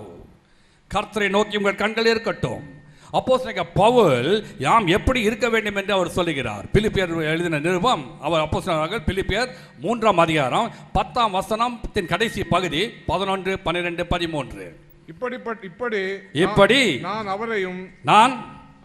நான் அவரிலும் அவருடைய உயிர்த்தெழுதலின் வல்லமையிலும் அவருடைய பாடுகளின் நிறைவிலும் அறிகிறதற்கும் அவருடைய மரணத்துக்குள்ளாகி எப்படியாகிலும் நான் மரித்தோரை விட்டு எழுந்திருக்க தகுதியாக படிக்கு அவருக்காக எல்லாவற்றையும் நஷ்டப்பட்டு விட்டு குப்பையமாக என்னென்ன லாபமா இருந்ததோ எல்லாவற்றையும் நஷ்டமாகி விட்டார். காரணம் அவருடைய எண்ணம், அவர் கோரிக்கோள் எல்லாம் லக்கை நோக்கி போக வேண்டும், ஜீவ கிரீடத்தை பெற்றுக்கொள்ள வேண்டும். கம் வாட் மே, என் வாழ்க்கையில் எது ஏறாலும் நான் கர்த்தரை நோக்கி போக வேண்டும். அடுத்த வசனம், நான் அடைந்தாயிற்று அல்லது முற்றிலும் தெரிந்தவன் நான் எண்ணுகிறது இல்லை. கிறிஸ்து இயேசுவினால் எதனால் பிடிக்கப்பட்டேனோ அதை நான் பிடித்துக் கொள்ளும்படிக்கு ஆசையாய் தொடர்கிறேன். அதை பிடித்துக் கொண்டேன் என்று நான் எண்ணுகிறது இல்லை. ஒன்று செய்கிறேன், பின்னானவைகளை மறந்து முன்னானவைகளை நாடி கிறிஸ்து இயேசுவினால் அழைத்த பரம அழைப்பின் பந்தய பொருளுக்காக லக்கை நோக்கி தொடர்கிறேன். இதுதான் நம்முடைய அனுபவமா இருக்க வேண்டுங்க. எதற்காக பவுல் அப்போஸ்தலன் அனுபவமாக கர்த்தர் நமக்கு வேதத்தில் கொடுத்திருக்கிறார். லக்கை நோக்கி தொடர வேண்டும். நாம் எப்பொழுதும் பின்னோக்கி அல்ல, நாம் முன்னோக்கி ஓட வேண்டும். பரம அழைப்பின் பந்தய பொருளுக்காக நான் லக்கை நோக்கி ஓடுகிறேன். பரம அழைப்பின் பந்தய பொருளுக்காக நான் லக்கை நோக்கி ஓடுகிறேன். நான் ஓடுகிறேன், இயேசுவுக்காய் நான் ஓடுகிறேன். நான் ஓடுகிறேன், இயேசுவுக்காய் நான் ஓடுகிறேன். அல்லேலூயா அல்லேலூயா அல்லேலூயா அல்லேலூயா அல்லேலூயா அல்லேலூயா அல்லேலூயா அல்லேலூயா. எபிரேயர் 12ஆம் அதிகாரம் 1ஆம் வசனம், ஆகையால் மேகம் போன்ற இத்தனை திரளான சாட்சிகள் நம்மை சூழ்ந்து கொண்டே இருக்க பாரமான யாவற்றையும் நம்மை சுற்றி நெருங்கி நிற்க பாவத்தையும் தள்ளிவிட்டு விசுவாசத்தை தொடக்கிறோம் முடிக்கிறோமாகிய இயேசுவை நோக்கி நமக்கு நியமித்திருக்க ஓட்டத்திலே பொறுமையோட ஓட கடவும். You cannot wait, you cannot stand, you have to run always. அந்த லக்கை நோக்கி தொடர்ந்து ஓடும்படியாக தான் கர்த்தர் நம்மை அழைத்திருக்கிறார். அந்த ஓட்டத்தை பெற்றுக்கொள்ளத்தக்கதாக நாம் ஓட வேண்டும் என்று நான் கர்த்தர் விரும்புகிறார். எந்த ஒரு சூழ்நிலையும் நிற்கும்படியாக அல்ல. ஆனால் சாத்தான் மிகவும் தந்திரமானவனாக இருப்பதினாலே எவனை விழுங்கலாமோ வென்று வகை தேடி சுற்றி திரிகிற சாத்தான் நம்ம ஓட்டத்தை தடை பண்ணுவான். நாம் என்ன செய்ய வேண்டும்? எபேசியர் 6ஆம் அதிகாரம் 10ஆம் வசனத்தின் படி கடைசியாக என் சகோதரரே, கர்த்தரிலும் அவர் சத்துவத்தின் வல்லமையிலும் பலப்படுங்கள். கர்த்தரிலும் அவர் சத்துவத்திலும் வல்லமையிலும் பலப்படுங்கள். இப்படி பலப்படும் பொழுது மட்டுமே நாம் லக்கை நோக்கி தொடர்ந்து ஓட முடியும். ஏனெனில் நீங்கள் பிசாசின் தந்திரங்களோடு எதிர்த்து நிற்க தானியவர்களாக ஆகும்படிக்கு தேவனுடைய சர்வாயுத வர்க்கத்தை தரித்துக் கொள்ளுங்கள். அந்த தேவனுடைய சர்வாயுத வர்க்கம் நமக்கு இல்லையா, நம்ம we are exposed to all types of danger. நாம் வந்து நமக்கு ப்ரொடெக்ஷன் இல்லாமல் தனியாக போய் கொண்டிருக்கின்றோம். தேவனுடைய சர்வாயுத வர்க்கத்தை நாம் தரித்துக் கொள்ள வேண்டும். ஏனெனில் மாம்சத்தோடும் ரத்தத்தோடும் அல்ல, துரைத்தனங்களோடும் அதிகாரங்களோடும் இந்த பிரபஞ்சத்தின் அந்தகார லோகாதிபதிகளோடும் வான மண்டல பொல்லாத ஆவில் சேனைகளோடும் நமக்கு போராட்டம் உண்டு. ஆகையால் தீங்கு நாளே அவர்களை எதிர்க்கவும் சகலத்தையும் முடித்தவர்களாய் நிற்கவும் திராணி உள்ளவர்களாகும்படிக்கு தேவனுடைய சர்வாயுத வர்க்கத்தை எடுத்துக்கொள்ளுங்கள். இதை நாம் எடுத்திருக்கிறோமா? தேவனுடைய சர்வாயுத வர்க்கத்தை எப்பொழுதும் நம்ம எடுக்க வேண்டும். நாம் என்றென்றும் we always have a spiritual warfare. எப்பொழுதும் ஆவிக்குரிய போராட்டம் நமக்கு உண்டு. அந்த ஆர்மியில் இருக்கிறவங்க சண்டை போட மட்டுமா அந்த ஆர்மி ட்ரெஸ்ஸை போட்டு போவாங்க. நம்ம அப்படியே இல்லை. எந்த நேரத்திலும் இந்த மூச்சு நிற்கும் வரையில் நாம் இந்த தேவனுடைய சர்வாயுத வர்க்கத்தை என்றென்றும் தரித்துக் கொள்ள வேண்டும். சத்தியம் என்னும் கச்சையை உங்கள் அறையிலே கட்டினவர்களாயும் நீதி என்னும் மார்க்கவசத்தை தரித்தவர்களாயும் பணிகள். சமாதானத்தின் சுவிசேஷத்திற்குரிய ஆயத்தம் என்னும் பாதரட்சியை தொடுத்தவர்களாயும் பொல்லாங்க நெய்யும் அக்னியாசனம் எல்லாவற்றையும் வைத்து போடத்தக்கதாக எல்லாவற்றுக்கு மேல விசுவாசம் கேடகத்தை பிடித்தவர்களாய் நில்லுங்கள். இப்படி நிற்கும் பொழுது மட்டுமே நான் அக்கறைக்கு போக முடியும். நாம் இந்த தேவனுடைய சர்வாயுத வர்க்கத்தை நாம் தரித்துக் கொள்ளவில்லை என்று சொன்னால் இந்த கரையில் நின்று கொண்டு பார்த்து தான் இருப்போம். ஆனால் மற்றவர்கள் அக்கறைக்கு போய் கொண்டு இருப்பார்கள். நாம் அக்கறைக்கு போகும்படியாக அழைக்கப்பட்டு இருக்கிறோம். அந்த இயேசுவின் வல்லமையை பார்க்கும்படியாக அழைக்கப்பட்டு இருக்கிறோம். அந்த நாள் நல்ல நாள், நிச்சயமாக அந்த நாள் நமக்கு வரும். அப்படி அக்கறைக்கு போகும் பொழுது நாம் ஆண்டவரை சந்திக்க போக வேண்டும் என்று சொன்னால், ஒரு வெற்றியோடு போக வேண்டும் என்று சொன்னால், நாம் தேவனுடைய சர்வாயுத வர்க்கத்தை தரித்துக் கொள்ள வேண்டும். நாம் விசுவாசத்தோடு பாடலாமா? நாம் அக்கறைக்கு போகும் பொழுது தேவனுடைய சர்வாயுத வர்க்கத்தை தரித்துக் கொண்டு போகலாம், பாடலாம்.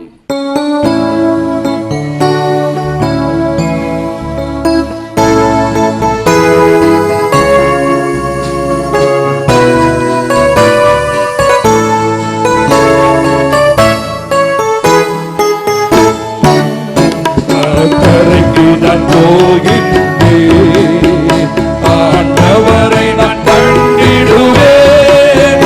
நல்ல போராட்டம் போராடி ஓட்டத்தை முடித்து என் ஜீவ கிரீடத்தை பெறுவேன். அக்கரைக்கு நான் போகின்றேன். ஆண்டவரை நான் கண்டிடுவேன். நல்ல போராட்டம் போராடி ஓட்டத்தை முடித்து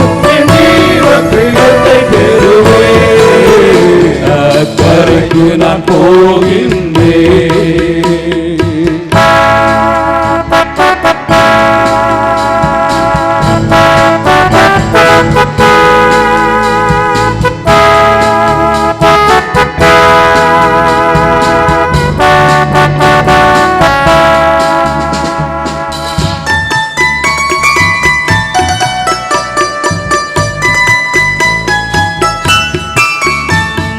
சத்தியம் என்னும் கச்சையை கட்டி நீதியின் மார்க்கவசம் தரித்து, சத்தியம் என்னும் கச்சையை கட்டி நீதியின் மார்க்கவசம் தரித்து, சாத்தானை ஏந்தும் எதிர்த்து நின்று வெற்றி கொடியை பிடித்துக் கொண்டு அக்கரைக்கு நான் போகின்றேன். ஆண்டவரை நான் கண்டிடுவேன். நல்ல போராட்டம் போராடி ஓட்டத்தை முடித்து என் ஜீவ கிரீடத்தை பெறுவேன். அக்கரைக்கு நான் போகின்றேன்.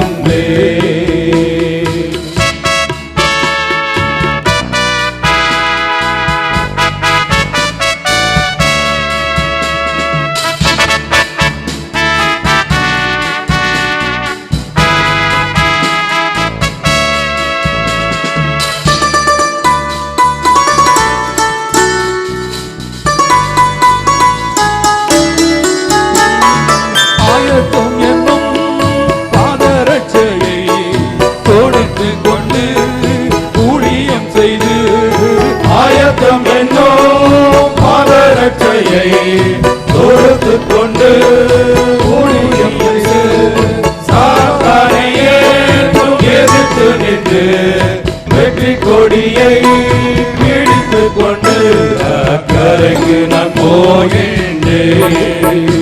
ஆண்டவரை நான் கண்டிடுவேன். நல்ல போராட்டம் போராடி ஓட்டத்தை முடித்து என் ஜீவ கிரீடத்தை பெறுவேன். அக்கரைக்கு நான் போகின்றேன்.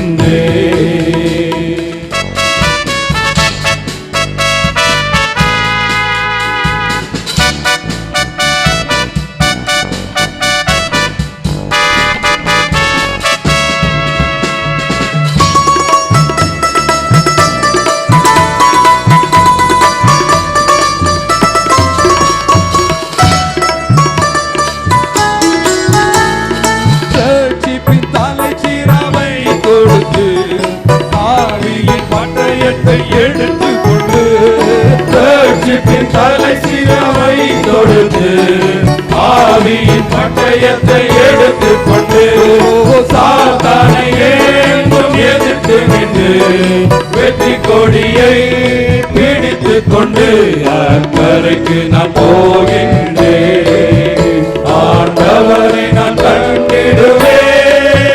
நல்ல போராட்டம் போராடி ஓட்டத்தை முடித்து என் ஜீவ கிடத்தை பெறுவேன், அக்கறைக்கு நான் போகின்றேன்.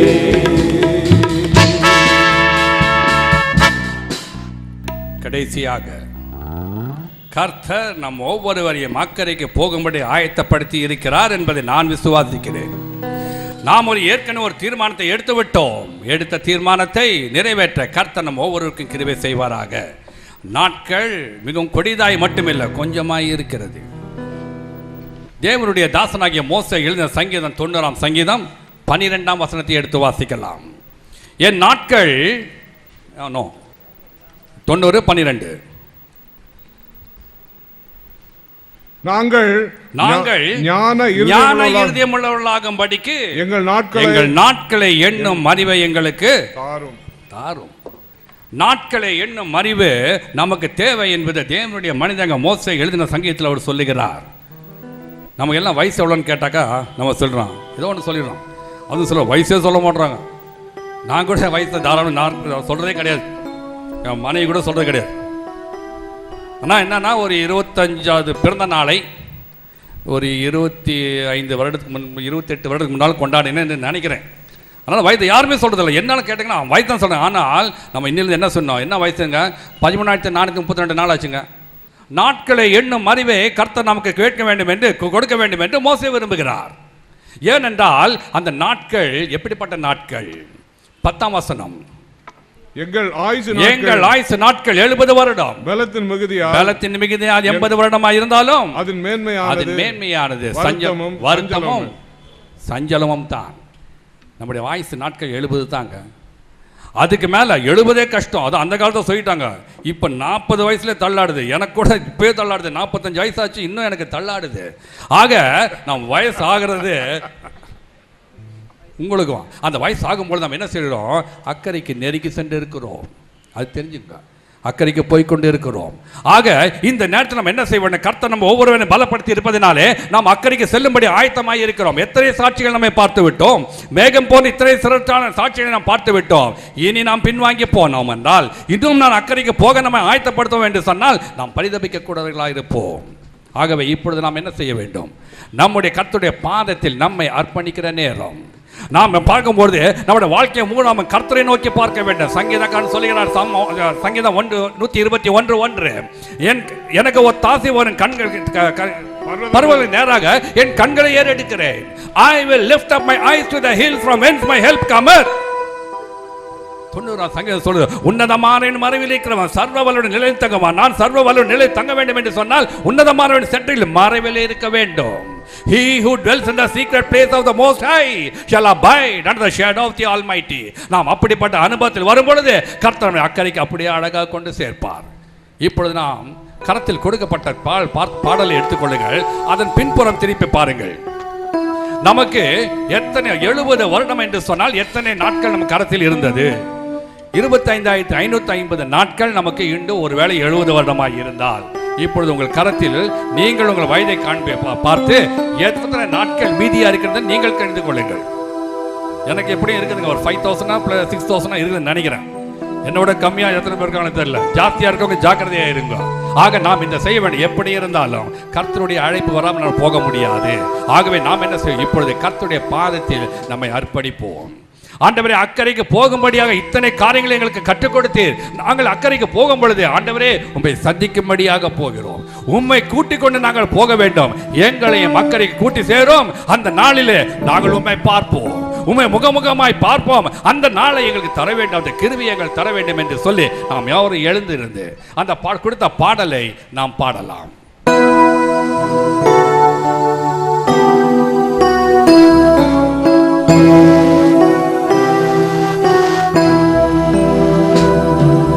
இயேசுவே உம் பாதத்தில் என்னை அர்ப்பணிக்கின்றேன்.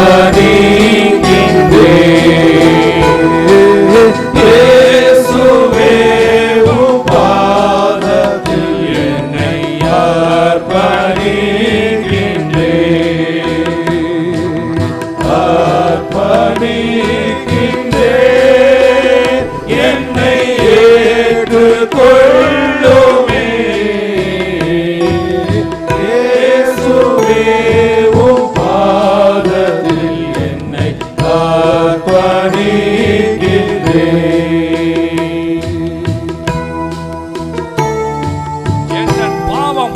சுத்தமாக கழுவி என்னை சுத்திகரியும் என்று ஆண்டவரை நோக்கி ஜெபிப்போம்.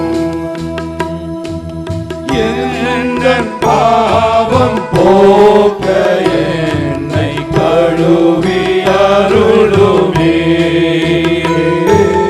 என் பாவம் போக்க என்னை கழுவி அருளுமே. கழுவி அருளுமே. முற்றும் சுத்திகரியுமே. இயேசுவே உம் பாதத்தில் என்னை அர்ப்பணிக்கின்றேன். கிறிஸ்து இயேசுவுக்குள் நம்மை தம்முடைய நித்திய கன மகிமைக்கு அழைத்தவராய் இருக்கிறார் சர்வ கிருபையும் பொருந்த தேவன் தாமே கொஞ்ச காலம் பாட அனுப்பின உங்களை சீர்படுத்தி ஸ்திரப்படுத்தி பலப்படுத்தி நிலைநிறுத்துவாராக. ஆமென். தேவனுக்கே மகிமை உண்டாகட்டும்.